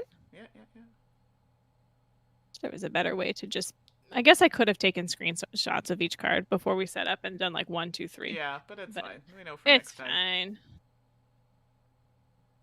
It's fine. Just hopefully nobody's getting sick from this because I understand the like... moving. As if in a dream, gigantic library appears. Bizarre entities scurry about. Okay. Hoarding the knowledge of countless worlds and times. One of the entities sits at a kind of writing desk with a red book lying open in front of it. It fills the pages with inhuman speed, using characters you have never seen before. Okay. Startled, is looking in direction. You hear a voice inside your head. You already know this book. So he already knows what's in the book. We already know what's in the book. That's what I mean. We know what's in the book. So him devouring a page doesn't matter. Right. Unless he's trying to keep it away from somebody else. Or, like I said before, there's some kind of weird spell that requires you to eat the page. So who do you think the private home is? Do you think it's our home? And by us, I mean Harley. Do you think it's Harley's home? Or do you think it's some other character's home? Well, I'm wondering if it's his home or if he lives there with like... I don't want to say like a cult, but like a group of people. Or he lives there and meetings happen. I'm not sure. This is... His eyes lights up because... Do you think this is... So, regardless of whether it's they live with somebody or they live on their own, do you think the person who's dead is part of that dwelling? Lives in that dwelling in some form? Possibly. Okay. Possibly. Do you think they're the young man who opens the door? Yeah, it could be, because sometimes you have like a, front person. It's interesting. The glasses thing is standing out to me, and now I'm kind of like, I wish we went to the police station to see if our dead person had glasses, right, or if Randolph wears glasses. Right. boy. The book warns of legions of devilish entities. The symbols in the book shift and change before his eyes. I feel like that would cause curiosity, but what do I know? He rips a page out and devours it. So you think Spider would make him more inclined to do bad things with the book? That's what I think, but well, listen, I could be this Man, one. if a book was messing around with itself in front of me, I'd be like, "Whoa, Yeah, this is you'd be like, crazy cool. what's Let's look going at on? more pages." Yeah, Exactly. You want to find that out speaks a more. lot about me. And But I'd be the same way.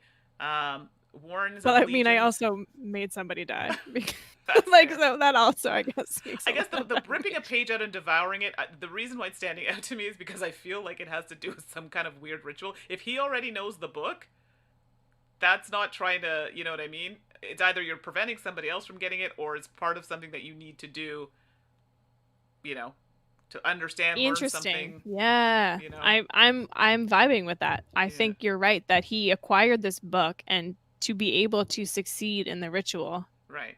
Maybe he he's gonna, devoured, like, yeah. yeah, I'm digging that theory. So yeah. yes, I would say don't do that. Don't do that, exactly. Yeah. I mean, I could be totally in left field here, but it's a weird thing. Yeah, for sure. To be so excited and keen to eat a page. And not just like nibble it with a fine Right. wine, You're like, purpose. as was suggested, but just like, I've been waiting for this for so long. Right. You're devouring it like it's, Yeah. there's a purpose. You have been hangry for it for ages. Decades. Apparently. So I guess that Yeah, leaves us with the I'm first down with one. you. I'm feeling that.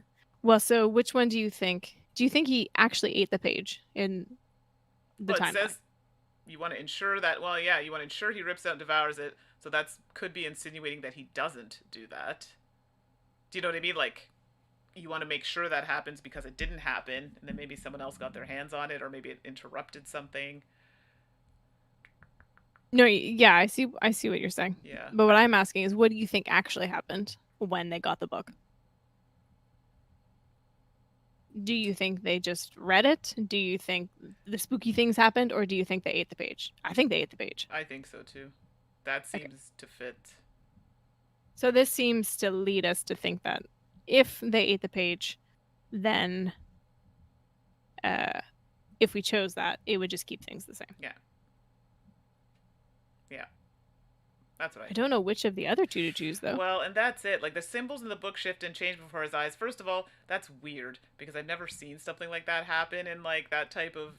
But I could be wrong, so, like, I don't know. It feels very, like, witchy. Like, I'm Yes. thinking, like, Hocus Pocus. Like, where it's just like, ooh, Yeah, and it they does. start, Like, I like, feel moving like, around. yeah, like, it seems strange. Like, I would.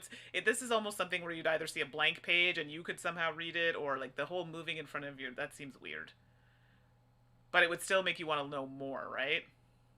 What if it only moved around certain people? So, like, what if Mandy, like, if you went and you got that book and you picked it up, it would just be a book. But because this person has some sort of, like, connection to this, what if it did its spooky things in their presence? That's true, but it also could be preventing him from seeing the message. Do you know what I mean? Like, if he knew what was in the book and it changes, maybe now it hinders his knowledge of the book. Huh. That's really cool. Maybe. I like that. Yeah, I like that a lot. That kind of seems like a safe bet. Yeah, I think the two that we're stuck on are safe bets. Yeah. Because I think if the book warns you, you're just like, okay, cool, I already knew this. Yeah, exactly. You knew it could be potentially dangerous. I'm vibing that, like, it protects him in, like, a weird way. Yeah. Could be. By I mean, that could not be a stretch, giving him access. Yeah. Yeah, you've sold me. Let's try it now. If it's a minus, I'm sorry. I mean, I killed her, like, our only ally, Mandy. Like, better him I than don't think you. you could do anything worse than me. Before we do, did you want to look at the symbols, or are you good? We have. I'm not sure how many cards we have left. I think we only have one investigative card left. So do we want to? We have two. We have two. Okay, so do we want to use it with the symbols, or do we want to go down to, like, the police station at some point and use it there? What's the police station clue? It is. It says Warren. So somebody is named Warren. Which we have no idea who that is yet, so that might No, but probably Warren is the person with the glasses, maybe. Yeah, that's a possibility. But that's not helpful. We can go back and look at it after. If you don't think it's going to affect our decision now, then we can just. So. Okay. So to be clear, I am going with this middle symbol. Ooh, get out of my hand. The symbols in the book shift and change before his eyes. Yeah, I'm thinking that's And this is a first spider symbol for us, isn't it? It is our first spider symbol. You're right. So this should be interesting. Although I've kind of just like thrown that out. Sure. Yeah, I mean, but it's weird that they have those there. And yeah. Okay, I think this is the right one. Something's sticking out near. It looks like somebody's doing like a weird handstand. Okay. Yes. Yeah. Okay. That's the right one.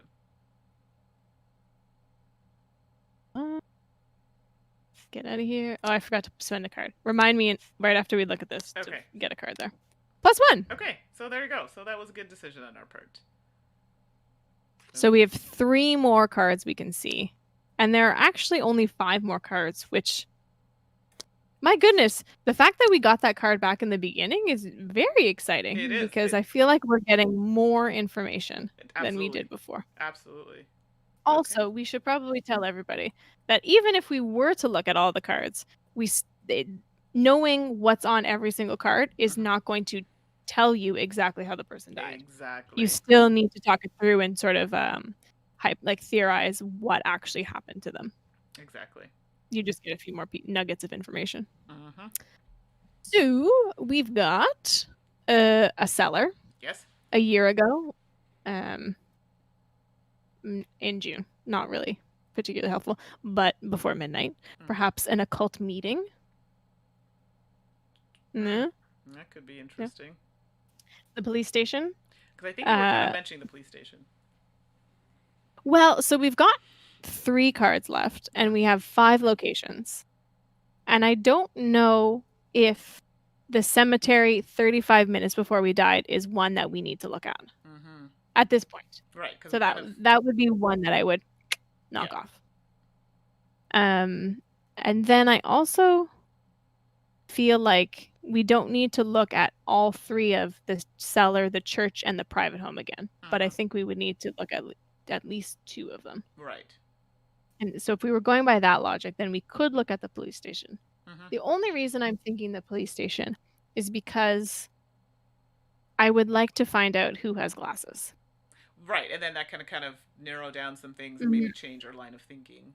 Yeah, to find out who, with their glasses, ended up acquiring the red book that we saw 50 million years ago. Right. And I think the only way we could do that is, well, not the only way. The most likely way we could do that is with the police station. But again, it has boned us before. True, but at this point, I mean, we do have flexibility because we have lots. Because we have so much time. Yeah. Yeah. Do you want me to do that then? I think that would be, yeah. I mean, it's either if it sucks, I mean, then at least we know, right? Sure. If it sucks, at least we know. Good call. At least we know. All right. So this is 12 hours later. A beautiful 2:13 in the afternoon.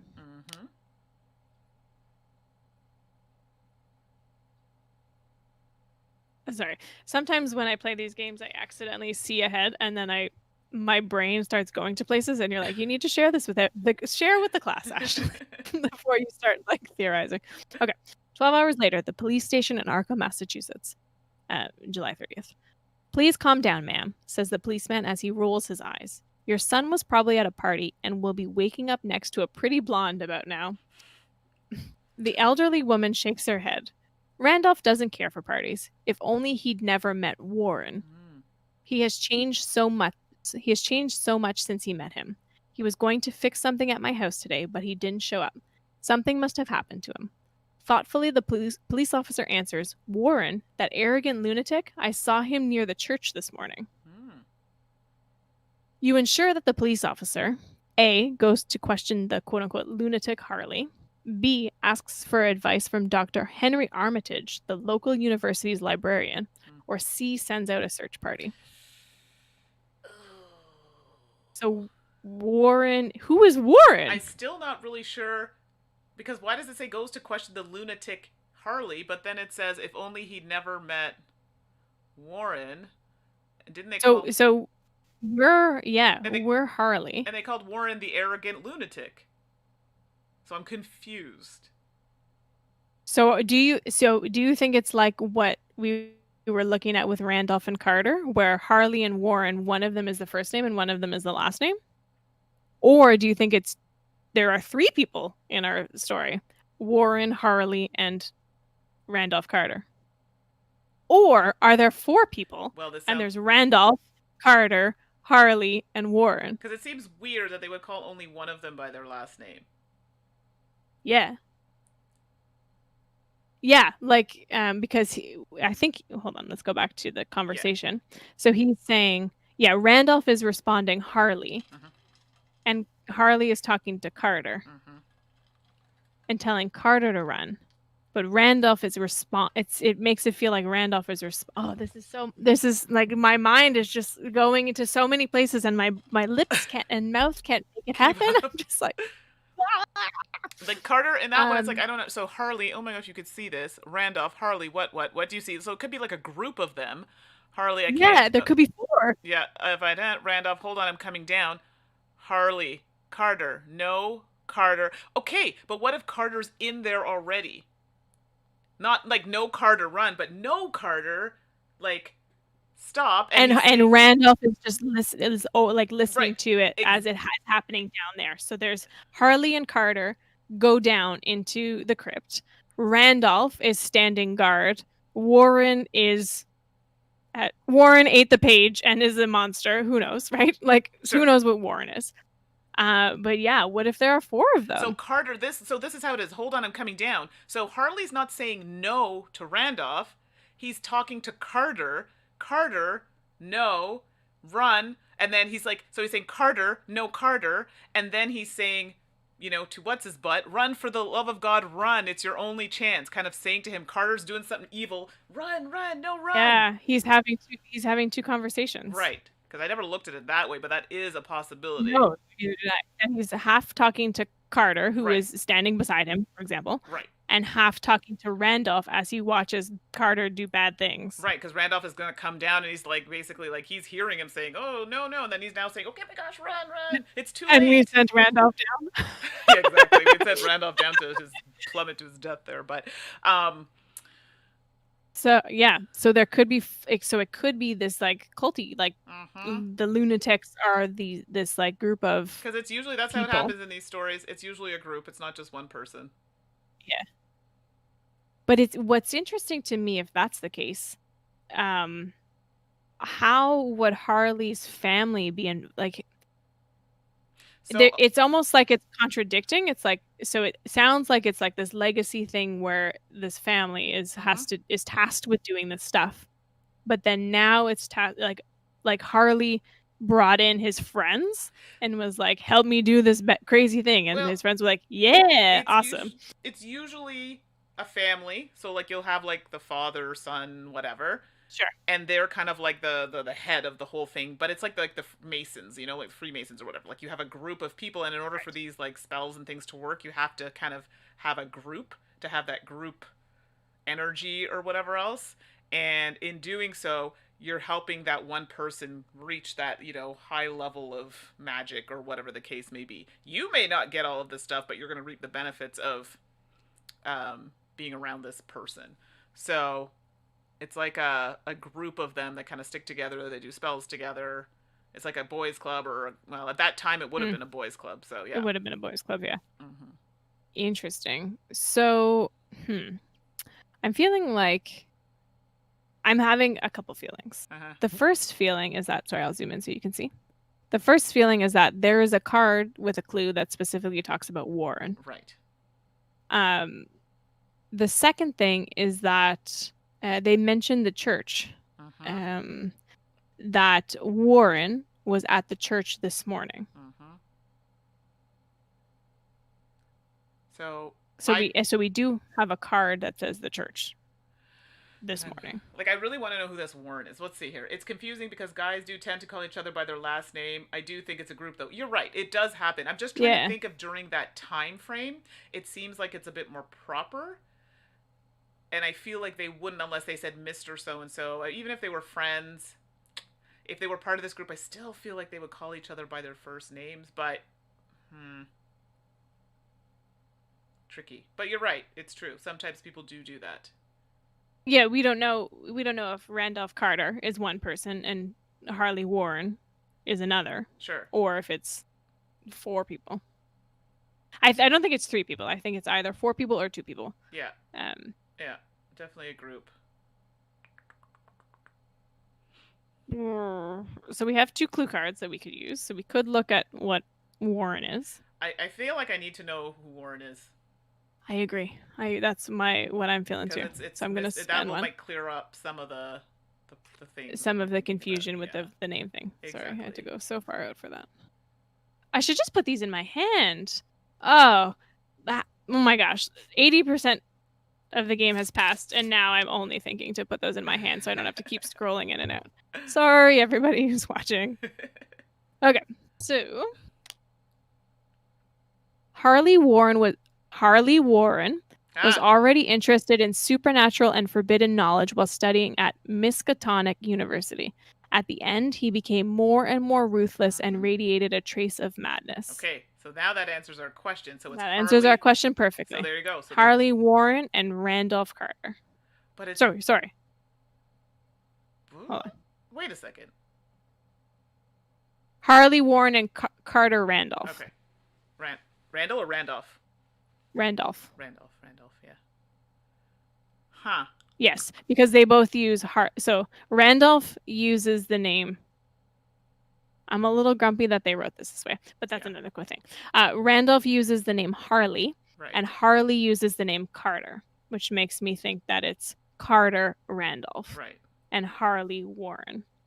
And the reason I'm grumpy about this is because they intentionally are poo faces with the way that they wrote this dialogue. Yeah. But I guess, kind of, that they were trying to confuse us. Yeah. But it makes me grumpy because what if you never ever went to the police station? Right. Then you would literally be stuck on. So you would be confused. Well, no, actually, if you never went to the police station, you would never know that Harley's last name was Warren, in which case then you would just stick with the Randolph Carter as one person. Right. Never mind. Okay. I'm not sure if you're laughing at my roundabout, grumpy thing or yeah. It's just wild. Let us know what you're laughing about. I'd be curious because I did a lot of rambling. Okay, so Harley Warren and Carter Randolph. Okay.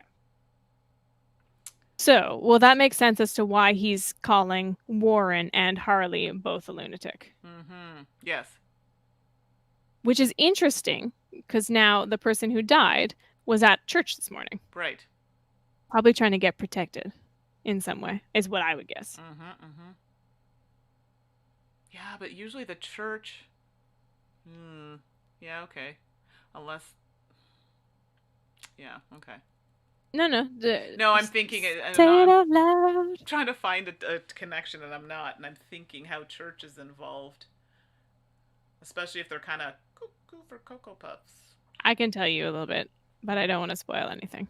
I've been playing a lot of a game, and I won't name the game. How about that? That takes place in earlier decades. Nope, not decades, centuries. And a lot of it took place in churches, and there were some pretty sketchy things that were happening, like necromancy things too. And so the church could either be a place that Harley went to protect themselves for holy water or whatever, or some sort of incantation, or they went there to find out about devious things. So, and keeping in mind during this time, church and state was always tied together. And the reason why I bring that up is because, that stuff can permeate police, permeate church, some of these big... 100%. Right. Yeah. So the police officers could be involved in it. Right. It doesn't tell me about the glasses, which I'm really grumpy about. Yeah, I wish that it did. Yeah. So you ensure the police officer goes to question Ask for advice from Dr. Henry Armitage, the local university's librarian. Which we're pretty sure we've already talked to, right? Yeah, I'll just go to the back to the library. Yeah. But yeah, holy water is definitely something you can use to, like, keep people away. Oh, sorry. That was really loud. Everybody, no, actually, we didn't hear super it at all. apologize. We didn't hear it. Okay, good. I just found something. The glasses. I found them. Okay. So 4 years ago, the Library of Arkham. This is incredible. The young man in glasses whispers to his companion. If even half of these texts are true, this could be something absolutely incredible. He grins conspiratorially, then secretly thinks to himself, I really need to find out what this ancient something buried deep in the earth is. Greedily, he shoves several books of apparent Asian origin under his jacket. And then so it sounds like Harley and Carter, I'm going to say Randolph. Harley and Randolph were at the library 4 years ago. Right. Doing these things. But I don't know which one has the glasses, but I know it's one of them. I think Harley has the glasses if I'm going off of the text. Well, because Harley is the one who's excited, right, about it, and who's thought. like exactly and he's the one who's the furthest progressed down the like I want to get this thing done path. Yeah, okay, I'm kind which of with means that as then well. Okay, so if Harley has glasses, then it's Harley's house in some form. Maybe he lives there with other people. And he answers the door, and he's excited about the red book, and he maybe eats the page. Okay. Especially all right, we're getting somewhere. Lunacy. Yeah, because he's bonkers.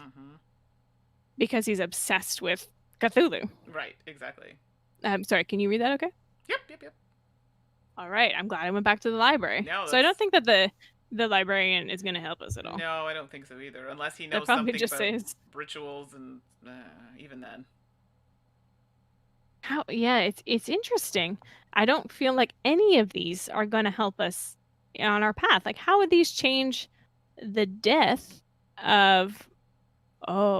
unless we did either sends out a search party or goes to question Harley and can't find him, and then finds... No, but he's already dead. Like, you can't save him when he's been dead for 12 hours. What about the local librarian? Because especially if these books are being housed there, wouldn't they have a good... Maybe they have more knowledge of the books and these things and have an idea of how to... I don't know. Or like a reversal? Yeah. Almost like if he's like only a guy kind of dead? Yeah, it's a stretch, but I'm... Well, because otherwise I don't understand how the other two would necessarily help us. I don't either. And by help us, I mean change the path. Exactly. Obviously I would like people to go search when someone is missing. Sure, of course. Yeah. I don't know. I feel like the doctor maybe has some insight, or I don't know. I'm feeling that. I mean, even if it's a zero. Chad, if you're still there, let us know. Yeah, exactly. What you feel. I know her. And if you can think of if you don't agree with B, let us know what you think could be the advantage of going to search or trying to question them. Because I'm not really sure I see the benefits of going to question them. Nor do I, because it sounds like they're pretty biased against us already. Exactly. And by us, I mean Harley. And then sending out a search party, so either more people die, you find nothing, it's too late. I don't know. I just feel like that's... Potato, potato. Yeah, so we're getting agree. We're getting an agree. Okay, so we're going to do B. Yeah. Whoop. I mean, it is what it is. I mean, I feel like that's something you would see in the movies. Like, that's who you would go to, but... What do I know? I'm just picturing Giles. Right. It's true. Or Buffy. 0. Which is kind of where I thought it would sit, so... Yeah, I knew that it wasn't going to be bad. If there actually are evil forces at work, Henry is the only one who might be able to save humanity. However, nothing can be done to change the tragic death here. Okay, so yeah, we figured so all of this. Which is. But perhaps because we made this choice, it'll give us some sort of benefit in the end. Perhaps. We have 2 cards left. We have 2 stories that we can go to, and we have 1 clue card that we can use. Okay, so what do we have So left? we've got a cellar in Arkham 1 year ago, a private home 1 day ago, presumably the home where the book went, a church 1 day ago, or a cemetery 35 minutes ago. I'm like, do we need to go to the church? So here's an interesting thing, because I misspoke when I thought the church was the morning of. It actually was the day before. So why is person going to visit the church so much? Well, this is it, right? I'm not saying we need to go there. I'm just throwing it's one out that questions. I'm contemplating. Do you know what I mean? And then this private home, which makes it seem like, I mean, it could be a home where they all stay. It could be where they meet. It could be, especially in Arkham, I could see it being one of those places where, you know. The clue, if this is going to change your mind, is blue-gray powder. Oh, that's not good. What's the clue Which under is the church? Lazarus. Lazarus rose from the dead. Yeah, I think it's church. I think church is where we need to, Who are we trying to bring back from the dead, Mandy? Oh, it's Lazarus. That's not good.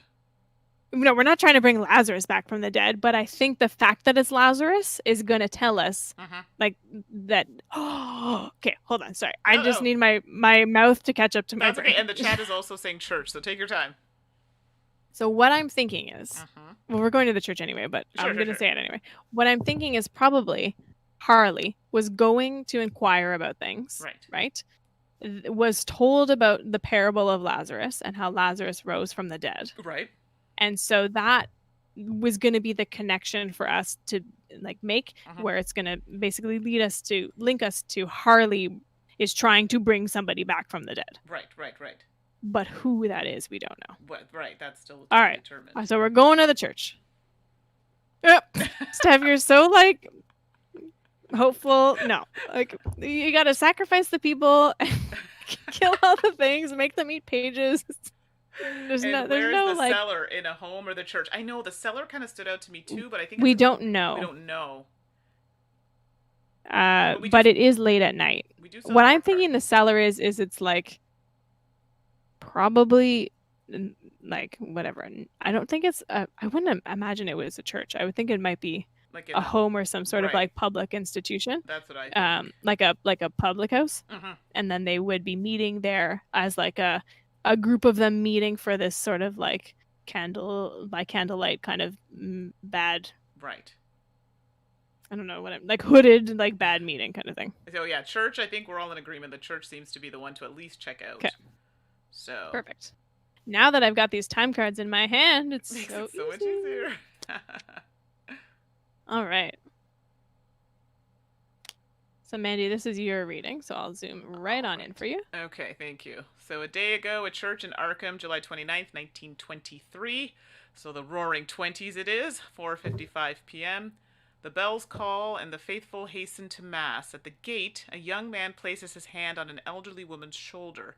She turns around, strokes his cheek, and smiles fondly. "I just wanted to see you. You've always taken good care of me," he says with a tearful voice. "What's the matter, my child?" she asks worriedly. She takes a look at the closing church door and adds, "Come, let's go inside and you can tell me later." You ensure that he follows her into the church and the priest gives a sermon on Lazarus. B, he refuses and crosses the cemetery to visit his father's final resting place. C, he answers, "No need, we'll see each other tomorrow and I'll finally fix that light in your basement." So it's Warren. This is Warren at church. Right? Because the old lady, the elderly lady, was his mother.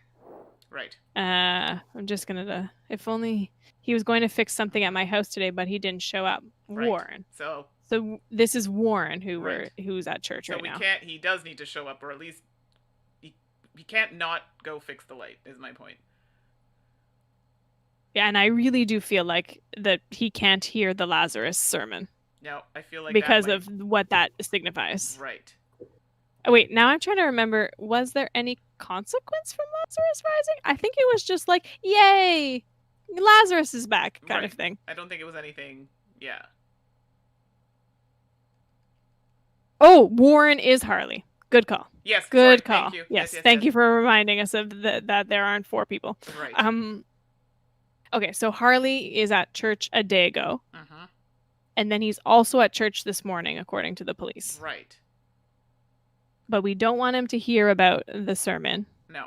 because Lazarus will just like further sort of push him, reinforce his decision to try to raise something or from the dead. potentially give a missing piece to something. Who knows? Yeah. So just bad news bears. Yes. That's probably what happened in the timeline, right? So he refuses to go inside the church and crosses. So he refuses and goes to see his father's resting place. I feel like he's doing this for his father still, and I don't know that I want him to go talk to his dad and be like, I'm going to do it for you, pups. And it might give clues, maybe something on his grave, some engravings, who knows? There might be something there that, oh, this is the piece I needed, or it gives me more information. But then the last one is that, we'll see you tomorrow and I'll finally fix that light in your basement, but he never shows up, so...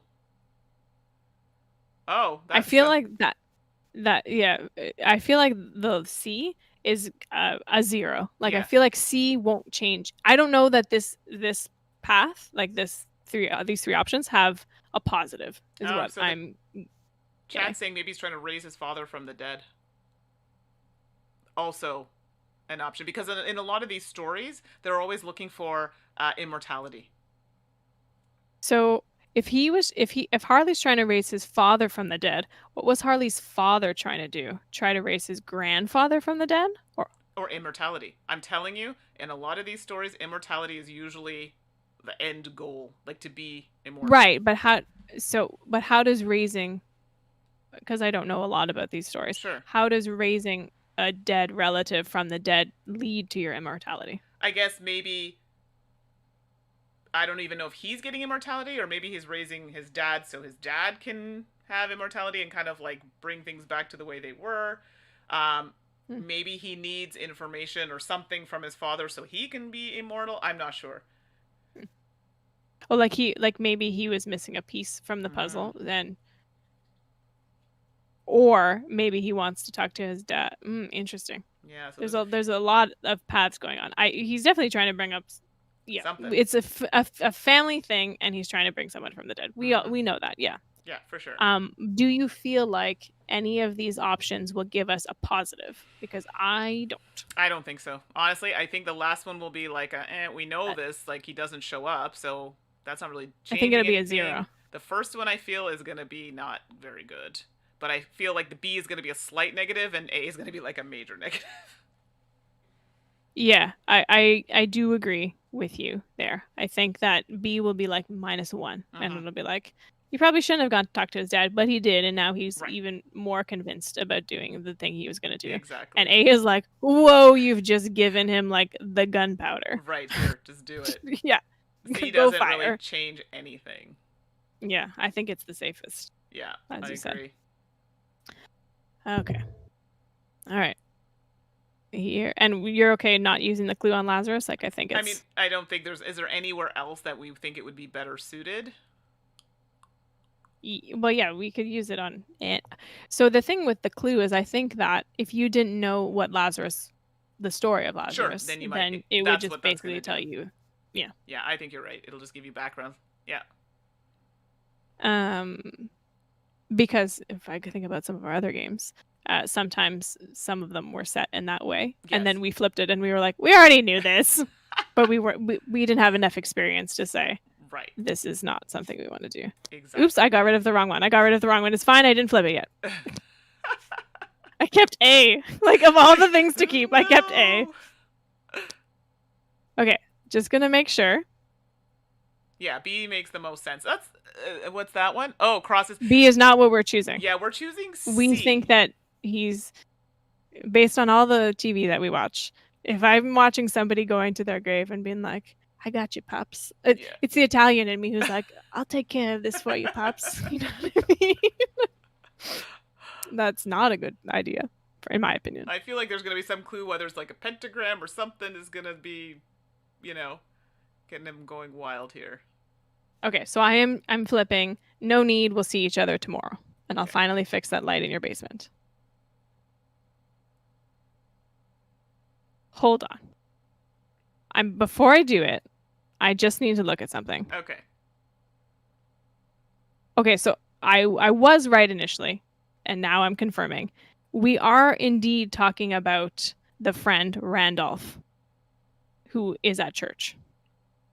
Okay. And I just, because I had said that, and then I got confused because I said Warren, but it's because the woman, the elderly woman, is talking about her son that was missing. Right. And then she says, Randolph doesn't care for parties. If only he'd never met Warren. That's right. Okay.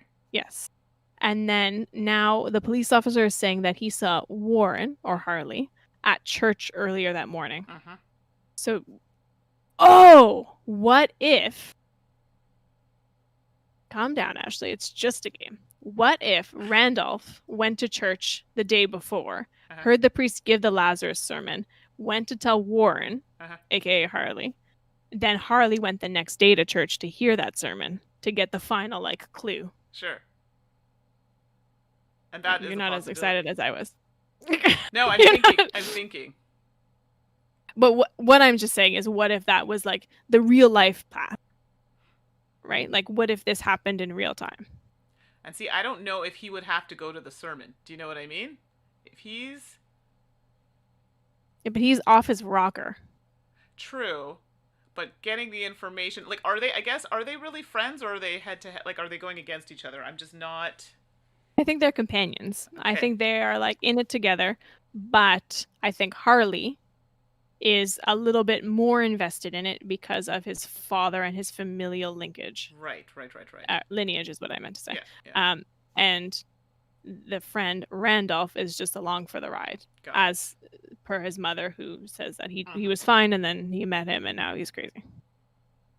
Okay, sorry. No. Big old tangent.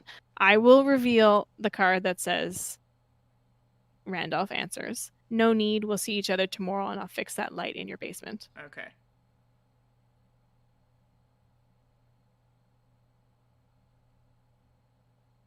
Or do we want Randolph to go see his father because we thought it was Harley going to his father, and that's why we were like, no. Or no, I don't want him to go in. I can't do it, because what if he walks by like the grave slab that they move for the crypt or something? I feel like it's walking into something potentially not good. I agree. So are we okay with him just being like, oh yeah, I'll see you tomorrow? Yeah. Meanwhile, we fed him to the monster. Meanwhile, at the ranch, he was fed to the monster. You're okay with that? Yeah, I mean, yeah. Okay. Yeah, 0. which is exactly what we suspected.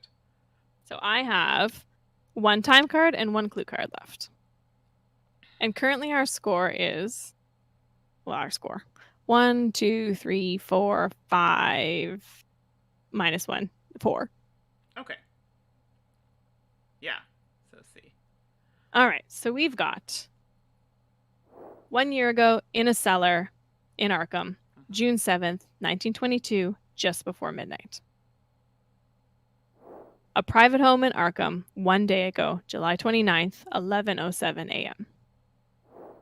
A cemetery in a swamp, July 30th, 2:12 a.m., 35 minutes ago.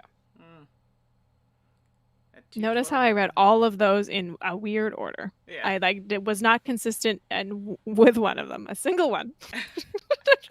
Even though they're all written the exact same way. Yeah. Huh. Well, this is your call. What do you think? What? Isn't it you? I said the church. 9. You said the church is my call. Okay, but I like to talk to you about things. Okay, well, let's see. Like, where are you inclined to kind of go? Okay, so I like to look at the clues because I think that those will give us some sort of thing. So if we look at the cemetery, it talks about equipment. I don't feel great about that one. No, me neither. About the equipment, which makes me feel like I don't totally care about the cemetery. Okay. I think it's just going to tell us mostly what we already know. Which could mean that we would just make a better decision, but it also means that there might not be a better decision because we're already so far into the timeline, right? True. That it just affecting one of those little things might not make a big enough change to influence the path. Right. The blue-gray powder at the private home I find intriguing. Yeah, that's because interesting. What is that. And that was a day ago. Yeah. I also am curious about the cellar, though, from a year ago, because the clue says corpse. Yeah, see, I feel like we might need to find out. Like, that's kind of like a slap. Hello, look at this.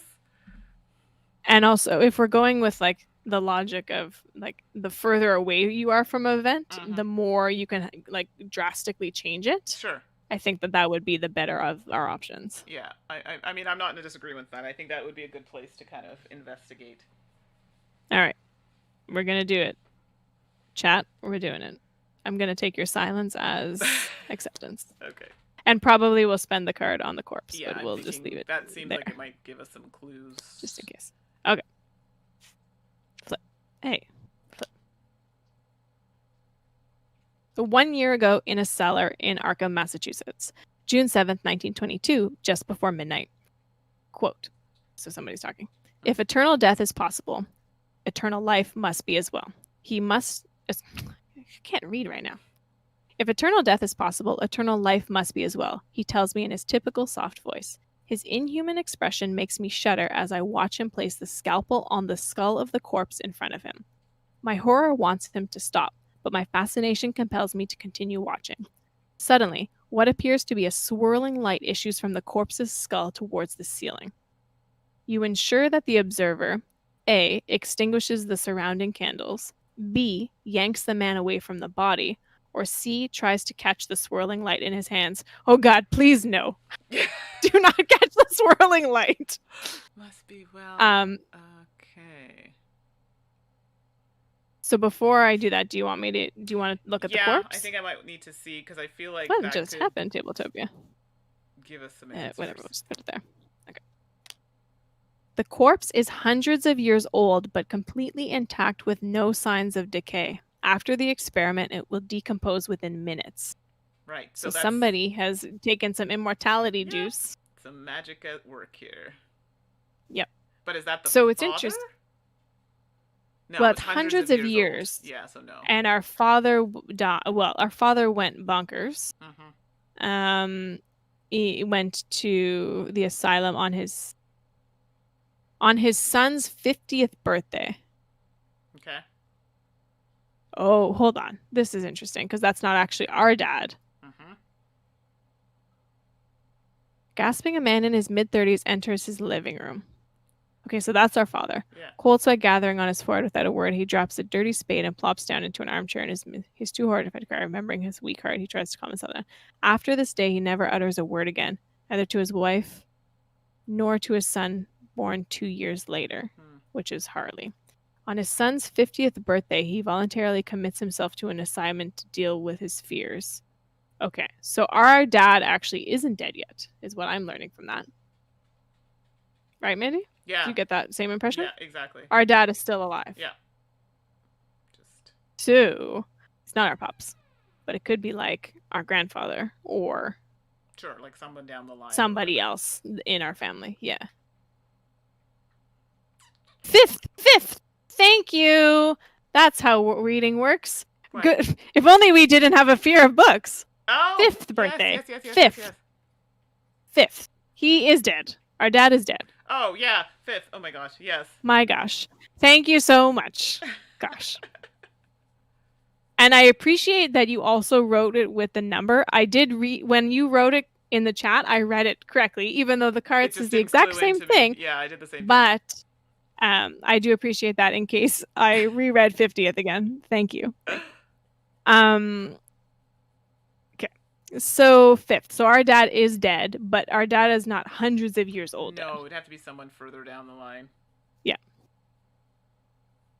Who successfully, good for you, man, getting immortality. Yeah. So what do you want to do? Extinguishes the surrounding candles, yanks the man away from the body, tries to catch the swirling light in his hand. Well, I feel like C is probably not the best thing to do. Well, here's an interesting thought. And I think Steph was the one who said, well, Steph is talking about it being a fairy. But I'm going to go on Steph's positivity and say, what if the swirling light, if we catch it, what if it gives us the immortality that we wanted, which then killed us because we had to do something else instead to get it. Yeah, and that thought crossed my mind, but usually these things, I feel like sacrifices must be made at some point, and what is that sacrifice? Or maybe it was the body that was the sacrifice. I don't know. I feel like, sure, but that can't be all, raindrops and lollipops. Right, but is it raindrops and lollipops enough for us to still be alive? That's fair. Like what if maybe it doesn't work, but what if it works longer than? Yeah, I think But putting the light this out was is a year bad. ago. This was a year ago. Yeah, I think I putting the think light out. extinguishing the surrounding candles is bad for everybody because the swirly whirly light just Darkness is goes. never good. Well, they're doing some sort of like ritual, right? Where you light the candles on the pentagram and like do all the funky things. So if you get rid of the candles, you ruin, like, you end the ritual. But it does say tries to catch it in his hand. Doesn't mean he's successful. Yanks the I man. do feel like I thought this was a day ago. It's a year ago. I think if it was a day ago, we probably could have saved him if Sure. he tried to catch the light and he got it for a minute, but it was enough for him. Mm-hmm. But considering it was a year ago, even if it did work, who knows if it would last? Exactly. And usually for that sort of thing to last, it requires killing people or some weird sacrifice. Like Randolph. Things. Yeah, we've already done that. Exactly. And see, the light essence of life, I think he would try and catch it. I think Harley would try to catch I it, agree. but we want to change it. Yeah, but that's what they're saying. Which means, I think they're saying, we shouldn't. Would be what they do. We shouldn't choose that. Well, that leaves us with B then, because I think A is a bad idea, but maybe it's the way to go, and it stops this whole thing in its tracks. So if we do A, we basically end everything, and we keep it status quo. If we do B, the swirling light probably gets sucked back into the body. Yeah. Because in the chat here, I agree that extinguishing the candles would be an attempt to stop what's happening. Yes, I agree. That's what exactly. Don't we want to stop what's happening, though? Don't we want our Harley or the observer to not be able to see that eternal life exists? But then if they get the eternal life, then he doesn't die necessarily. What do you mean? Like, if he ends up getting it, and he becomes immortal, right? Mm-hmm. Then he doesn't die. How are you saying that he could get it from A, or are you? I'm not. No, following. Sorry, he would get it from. Well, I don't know. Never mind. I'm grasping at straws here. So if you do A, I think it's just not. It's done. It's not happening. That boat sailed. See you later. I agree that if we do A, it stops it. But how would Harley feel about that? And I feel like he's trying to. Yeah, we want to stop the bad things. I'm just worried by not having immortality. If that were to happen, I mean, he shouldn't have it anyway. But or he doesn't get immortality, tries to get it, and gets killed in the process. So, I mean,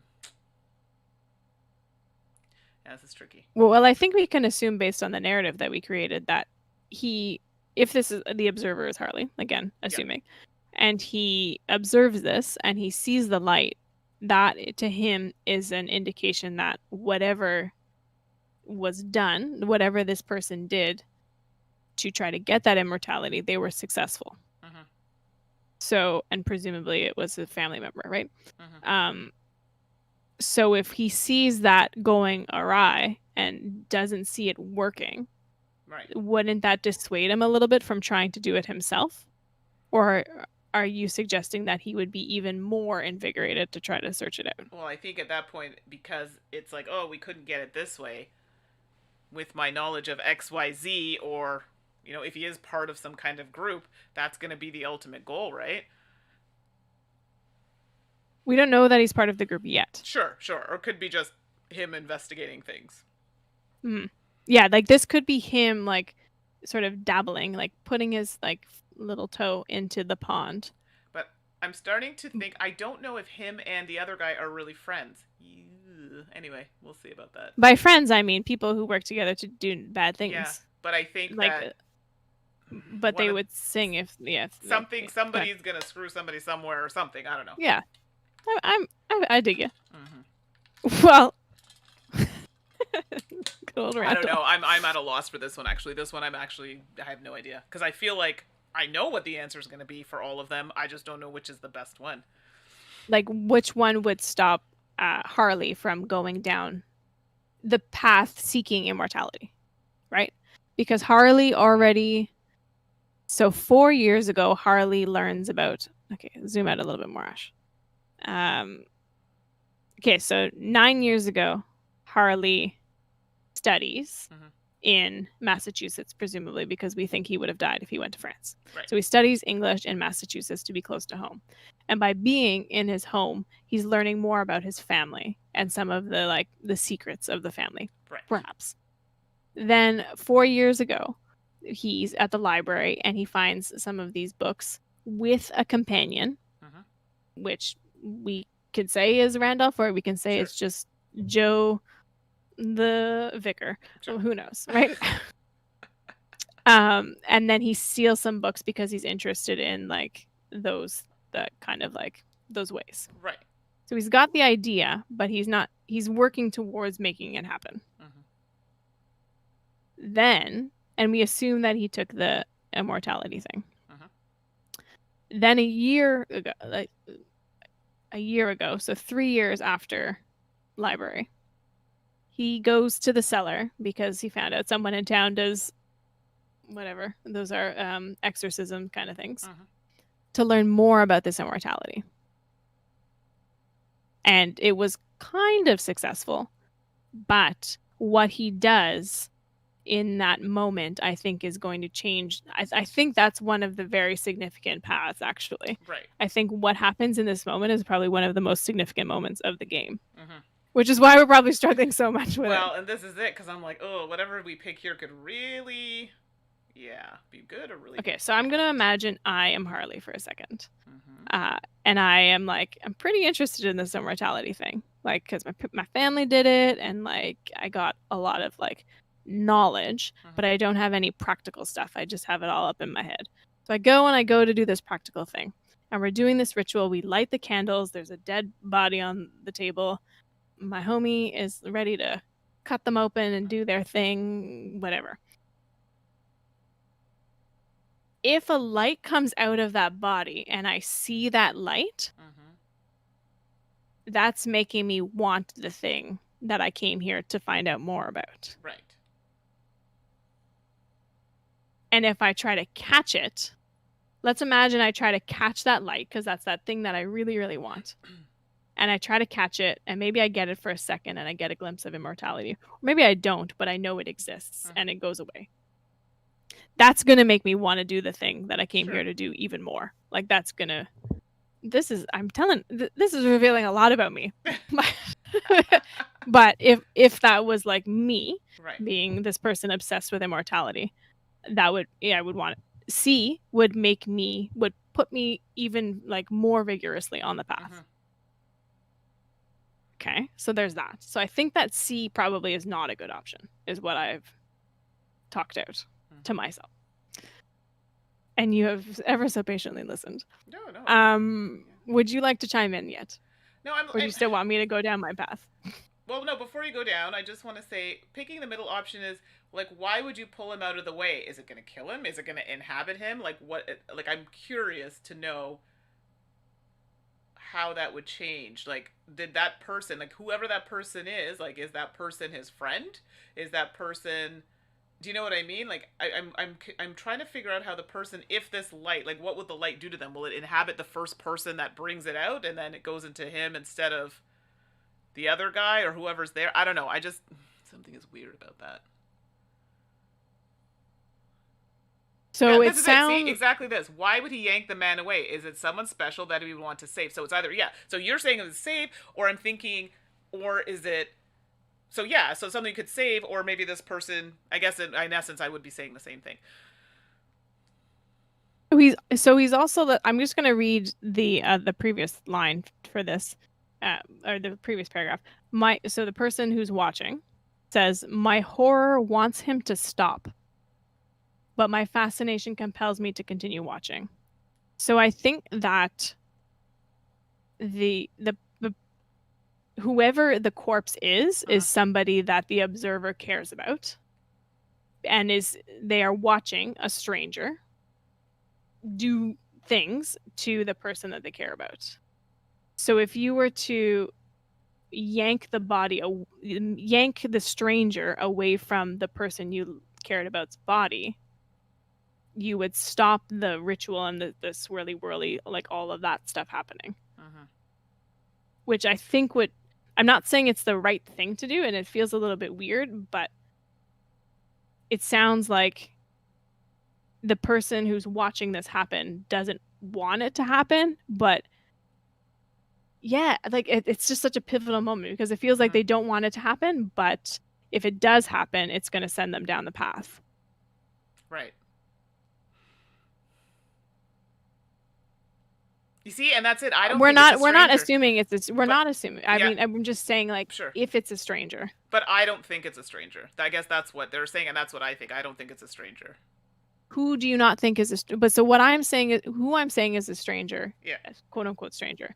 I'm just saying, instead of saying friend. Yeah, I know what you mean. Is the person who's doing the scalpel person? Yeah, I don't. Yeah, is the person. I think that's someone that he knows. It's either his friend or companion or whatever, or somebody that he knows. That Harley knows? Okay. Then if Harley's already... So what I guess I'm finding a hard time wrapping my head around then is Harley isn't the ringleader of all of this then. If he knows somebody who is capable of exercising immortality out of a corpse, then he isn't the person who's in charge of this. See, and that's the thing. I'm starting to wonder if he is like, so it could be someone like in the chat, someone performing the ritual, and it could be part of this group that I have in my mind here. Sure. Or it could be, like, because remember, they're saying, like, oh, this person, that person's a bad influence.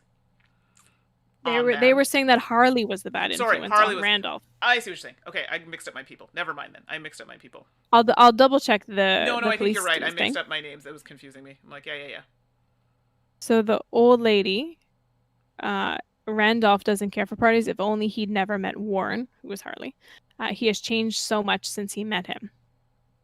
So who's cutting the body? Did they say who's the observer? We don't know. We don't know who is doing the cutting, and we don't know who is doing the watching. Can you but read we it again? Yep, sorry, I'm just trying to get back up there, and I flipped the card. I just want to see here. I'll let you read it if you'd like. Sure. If eternal death is sometimes possible, reading in your own. Eternal life must be as well, he tells me in his typical soft voice. So, if his voice is typically soft, he's talking about... Who talks softly? It's the one who's Randolph? Randolph. His inhuman expression makes me shudder. So his inhuman expression as I watch him place the scalpel on the skull of the corpse in front of him. My horror wants him to stop, but my fascination compels me. Yeah, so I think Warren is cutting, Randolph is watching. I'm speculating here. Or it could just be some random person that part of their Interesting. So you think not dead person is watching, and dead person, our current dead person, is... Well, if that's the case, then I don't feel like any of these decisions would change. I see what you're saying, Mandy. I'm just tossing it out there, but in the chat they say I only see Harley Warren yanking the person performing the ritual away if he cared about that person. Therefore, I don't think it was something he did. I agree. I 100% agree with you, and that's why I'm saying that would be if Harley is watching. But they said don't know who the narrators, and that's why I'm a little like... So I can go... Let me go through the cards to see if we find a soft voice. But at least people are on the same kind of path as we are. That's that. So this is our dad. So that's not helpful. Gasping. Blah, blah, blah. That's our dad again. That's just talking about studies. Okay. That's incredible. The young man in glasses whispers to his companion. Okay, so Harley is a whisperer. But grins. Okay, so there's no whispering there. There's the cellar. Ding dong. Blah blah blah. Sorry, I don't know if you can see. No, you gotta get it. Yeah, nice and close. There's no mention of whispering here, but it's talking about the person who puts their glasses on. Waiting for some time. Opens the package. Thrilled, he puts his glasses and tries to decipher the ancient books and scribble symbols. His eyes light up. He smiles because his hopes will soon be replaced with certainty. So I feel like that means he's the driving force behind whatever's happening. I think he is the driving force behind whatever's happening, but I don't think a year ago he was. I don't think he knew enough a year ago. And that's why he's so anxious to get this book, because he's been waiting so long for this. Right. And he's just so like, I needed this. And now that he has it, he just can't get, like, he's just thrilled, right? Right. So I think Harley is the driving force behind the, like, raising from the dead and everything, as compared to Randolph. Right. But I don't think he was a year ago. Okay, so let's go look for more soft voices. Oh, we didn't do that one. Church. This church is about Randolph. So let's see if we've got... Sorry, I keep... I don't see any soft voices. No. But Randolph says with a tearful voice. Yeah. So it sounds like Randolph is conflicted a little bit. Which also makes me feel like, if we're going on like a hierarchy, person with the scalpel. Yep. Harley.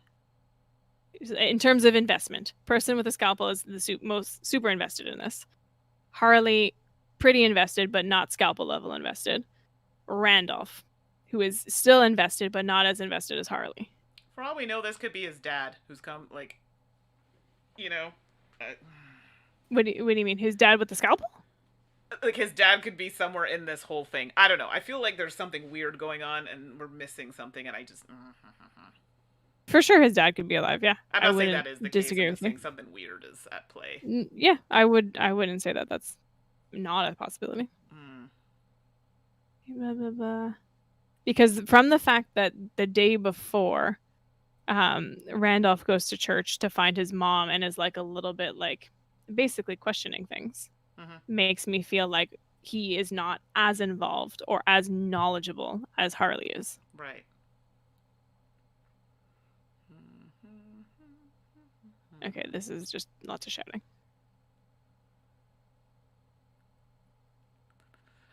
Can't leave you, Harley. That's Travis' voice. Oh, boy.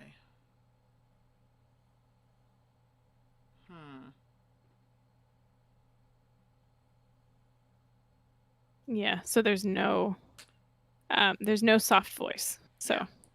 I'm at an impasse here. This for me is like a shot in the dark.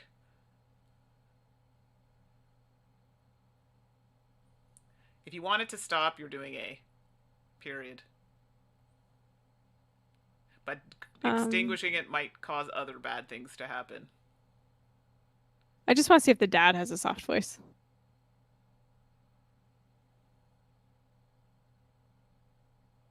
Okay, that's not helpful.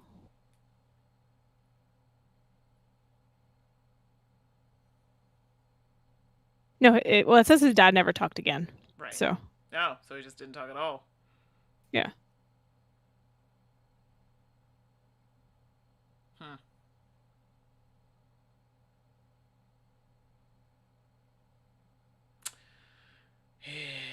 I don't know. I'm curious. Yeah, see, I was just about to ask about his father's voice. Yeah, maybe his father's speaking through him or something, but no, it looks like he doesn't speak at all. Well, maybe that's the point. What I'm getting from this card is that if Harley was the observer, what I'm getting is that he was scared. And even though he was curious about immortality, when he got to the point where he was like, now you got to do something about it, he was afraid. And so anything that we can do to further instill that fear in him, I think will change his path.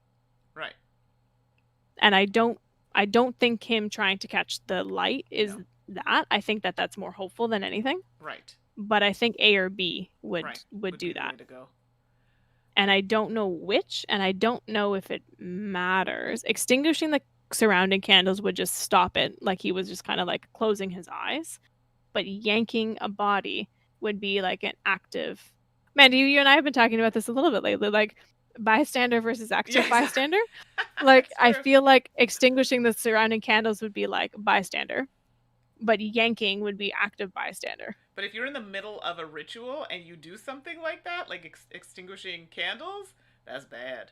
Because if you're only like halfway through whatever you're doing, both are cutting you halfway through. It's just the darkness. I feel like bad things could happen in the dark. Maybe not. Maybe it just stops it dead in its tracks. I don't know. But you're yanking from the body could have very bad consequences as well. So. But we want bad consequences. Like Sure. if we can make a corpse not be immortal anymore, great, right? So it goes away. We want bad things to happen. I think in this case. So then I guess B would be the one to look at. I don't know. Chad, help us out. I feel like I've been talking a lot. I ran out of water, so my throat's a little scratchy. I'm at an impasse. I don't know. And I used a human as a sacrifice, so you know. Tell me, right? Yeah, exactly. But yeah, I do think that this is the most significant choice. Not but just because it's the last one, but because it's could really. Yeah, I'm gonna look at the corpse thing again. The corpse is hundreds of years old, but completely intact with no signs of decay. After the experiment, it will decompose within minutes. We have in the chat. Assuming it is Harley, and assuming he wouldn't have yanked the man away, then I think that would be the choice. So B is what I'm seeing, I think was what you're saying. Yeah, that's what they're saying. Steph, are you still there? Do you want to say anything? Yeah, if Steph's still around. I'm not sure. Thanks, by the way, if you've been sticking around this long and hanging out with us great. and watching us basically talk for like 2 hours. But I think people do feel like they're possibly involved because we are, like, even though we may not go with the choice you pick, we are considering we are paying attention to everything. Yes, 100% we are considering. And sometimes Mandy and I just end up on one of our little our silly paths. The leg, and the thing with the leg is I can change it to be more interactive. The problem is it might make the stream more choppy for you. So it's either, and this is where Twitch comes in handy because Twitch is a little more closer to real time.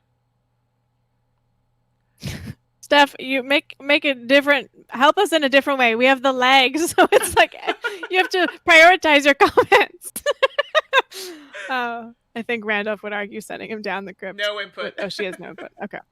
Then I think I'm gonna choose B, and by choose I mean like flip over. I'm not saying I'm gonna make the choice for us. But I think we're gonna go with Winnie the Pooh hug. We're gonna look at B because I think what you're saying makes sense. I'm stuck and I have no rhyme or reason to what I would choose.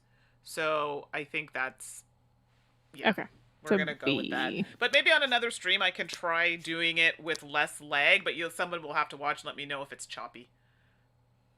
Yeah, and we did a stream 2 days ago, 1 day ago, whatever day that was. We tried to do it a couple days ago and that didn't work. We had to do it a different day, where we were getting really, really choppy, and we weren't even doing the lag, right? Yeah, exactly. That's crazy. All right, yanks the man away from the body. Ready? All right, +1. All right, I'll take it. Good choice, chat. Good choice.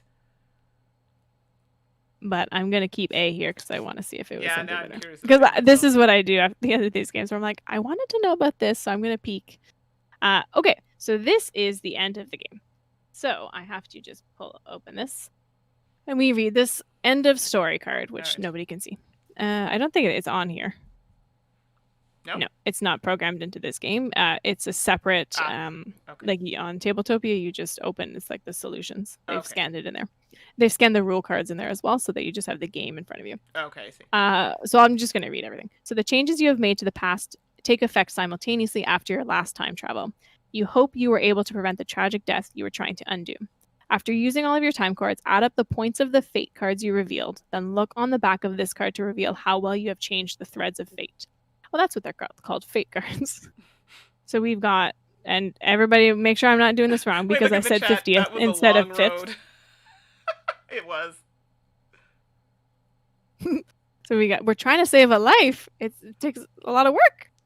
So we've got 1, 2, 3, 4, 5, 6.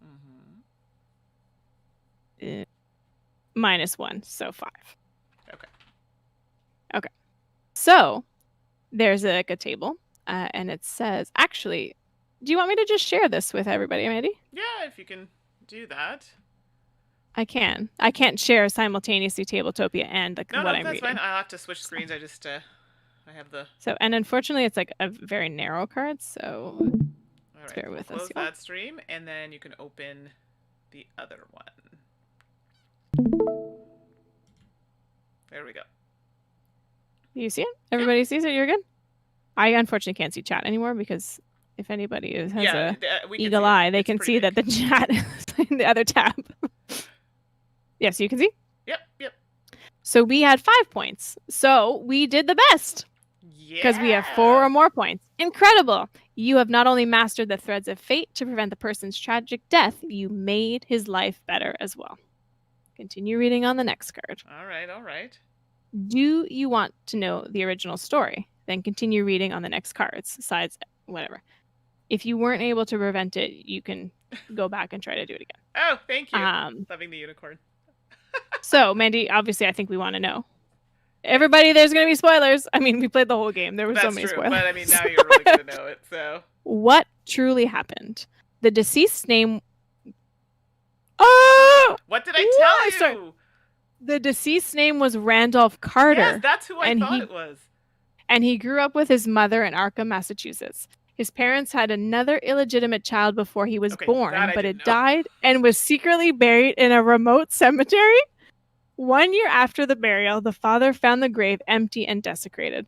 Since that day, he never spoke with anyone again, not even his son Randolph. My mind is blown right now. I just need to tell you. That little piece there threw me, but I had a suspicion he was dead, but not like that. Okay, anyway. His father was admitted to an asylum and died there soon after Randolph turned 5. Not 50. Randolph was a physically weak child with many fears. After school, Randolph decided to attend university and chose to study in Arkham, so as to remain close to his mother. Okay, yeah. Which we assumed. Yeah. During his studies, he met Harley Warren, an eccentric man his own age who had discovered the fascination of forbidden books and who wanted to use the knowledge they hold to gain supernatural powers. Okay. One of the books... Sorry, go ahead. No, I was going to say, we kind of were, on this... Yeah, but I thought Harley died, Mandy. I did not think Randolph died until I made him a sacrifice. Oh! Yeah. See, now I was like, Mandy, why are you not as shocked as I am? Because my mind is blown right now. So see, exactly. That's because Okay, keep going. Okay, so but just before I keep going, and I'm not even going to show anyone what the rest of the text is. Just before I keep going, did you think that the person who died was Randolph or Harley? See, yeah, because partway through, I think I thought Randolph, but not for this reason. Do you know what I mean? Yeah, you thought Randolph was just more involved in the cult stuff than Harley. And that kind of, took him over. But not that the whole story was about Randolph. No. Yeah, right? Yeah, that I didn't see coming. No. So, right story, wrong person. Sure. Okay, well, but we were So it's good that I sent Randolph. No, it's bad that I sent Randolph in because it was his life. That would explain why. And you know what? That should have tipped us off. That should have tipped us off right there. Oh, okay. I'll continue reading. Okay, thank you for I felt like our level so see, of Chad's thinking the same thing. Yeah, see, I wasn't a surprise, but I think my thinking was not that. So. Okay, I'm glad that everyone is okay. All right. Okay. Take a breath, Ashley. It's fine. During his studies, I already read that. Okay, they hold to gain supernatural powers. One of the books spoke of an ancient something buried deep in the earth, which supposedly could bestow tremendous power. Harley knew he would need help with his plan to find the ancient something. He made use of Randolph's latent fascination and weak will to turn him into an obedient accomplice. Harley believed that a deceased body does not decompose if its soul remains inside. This was verified when they cut open an undecayed body that was centuries old. The body turned to dust as its immortal soul exited the body. Harley then suggested there might be a way to preserve one's soul in a magical receptacle and thereby gain immortality. Oh man. Okay, so we got most of it right. Right, for the Although most I part. did not expect Harley to be the one doing the decomposition, like the with the scalpel, because I thought Harley was the dead one. No, and who did I say was scalping? Yes, I said Randolph was watching. Remember I said, I think... You did say Randolph was watching. Yeah, and I think that I said, I bet you they're not friends or something weird was going on and he was cutting. That was one of the things I thought, but I didn't know how to connect it. Gotcha. And so yeah, because we didn't know that Randolph was the dead person, so it didn't make sense at that point. And that's when we had that conversation, and you were like trying to get me to explain it because I was saying that he was alive, and you're like, well, no, he's not. So yeah, and in the chat, no, I wanted to hear your thoughts metagame. Because I like the chat metagame. Metagame. Okay. So they were both captivated by this fascinating idea. Harley remembered reading a description of such a container in an ancient forbidden tome written by time-traveling entities 50 million years ago. Time traveling, there it is. So and it was the tome that he read about that we made him not read about. So we're good. Although we made poor Randolph afraid of books. Oopsies. Okay. And furthermore, Harley believed this ancient object was located in a crypt under the ancient cemetery in the nearby swamp. Cool. Oh, that's it. Oh, no, there's more. Okay. This undue case is based on the short story, The Statement of Randolph Carter by H.P. Lovecraft. Which we suspected. Here is a short synopsis of a key moment in the plot. Oh, this is cool. I don't think our other ones were like this. No. Two men open an ancient crypt with... Do you want to read, Mandy, or are you fine with me reading? No, it's fine. Keep going. Okay. Two men open an ancient crypt with stairs leading into the depths. Harley descends on his own with a portable telephone connected by a wire to a second phone that allows Randolph to hear not only what his friend discovers underground, but also Harley's growing madness, evoked by the terrible things he sees there. Harley's words throw the waiting Randolph into sheer horror. In our undue case, Randolph is then so overcome by his fears that his weak heart That's where it is. In our undue case, Randolph is then so overcome by his fears that his weak heart fails and he dies. Thus, he succumbs to the cemetery's horror just like his father. We leave it to your imagination why a police officer reports seeing Harley's body walking around Arkham the next day.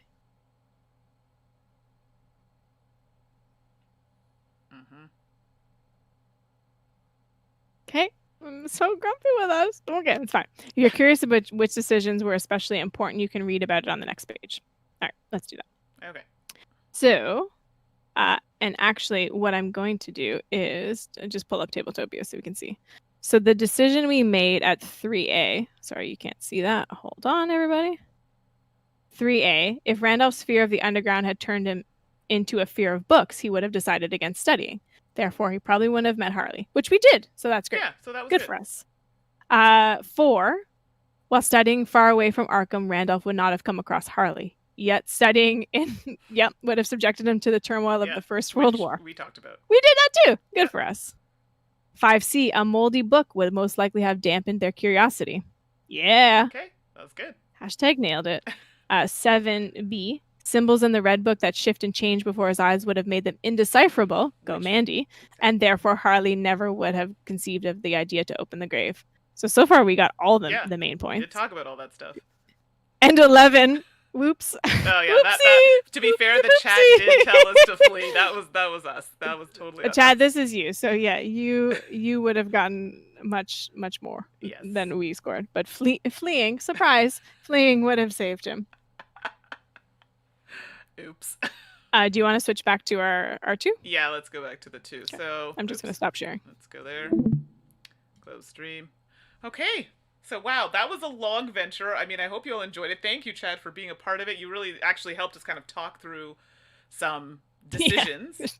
And I mean, I really like these ones. I know they're not for everybody, but I feel like it's a different take on, your normal exits and things like that. So I like the way, I think for me, my brain kind of resonates more with this because it's the way that I think, kind of. I don't know. So. Well, it's a different style of game, right? It's not quite an escape room game. Right.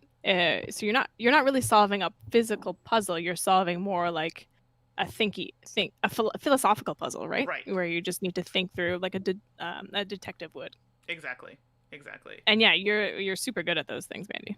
Yeah, We've which talked is about this weird before. because like exits, I'm like I struggle with some stuff, but I find this one maybe because my imagination goes wild, and I watch a lot of these shows so I can relate to it. So, yeah. But I'm reading the chat. That was fun. Yay! I'm glad you enjoyed it. And Steph Kind kind of of sad the proposal wouldn't have helped. well, Or the fairy breath. yeah, exactly. I'm gonna put my costume on. Hold on. Oh goodness, yes. There we go. So there you go. Ashley's putting on her. She's being sus with this costume among us. So, all right. Well, I guess that's where we'll end it. It's been a long one. So we appreciate all of you that joined us in the chat. And hopefully you'll be able to join us for another game, another playthrough. If there's a game you want to see, let us know. I hope you're all being safe. Have a wonderful, wonderful holiday. And I think Ashley's saying that under Happy Halloween! Happy Halloween! So, have a good night, everyone. Thanks, everybody. See you soon. Bye. Bye.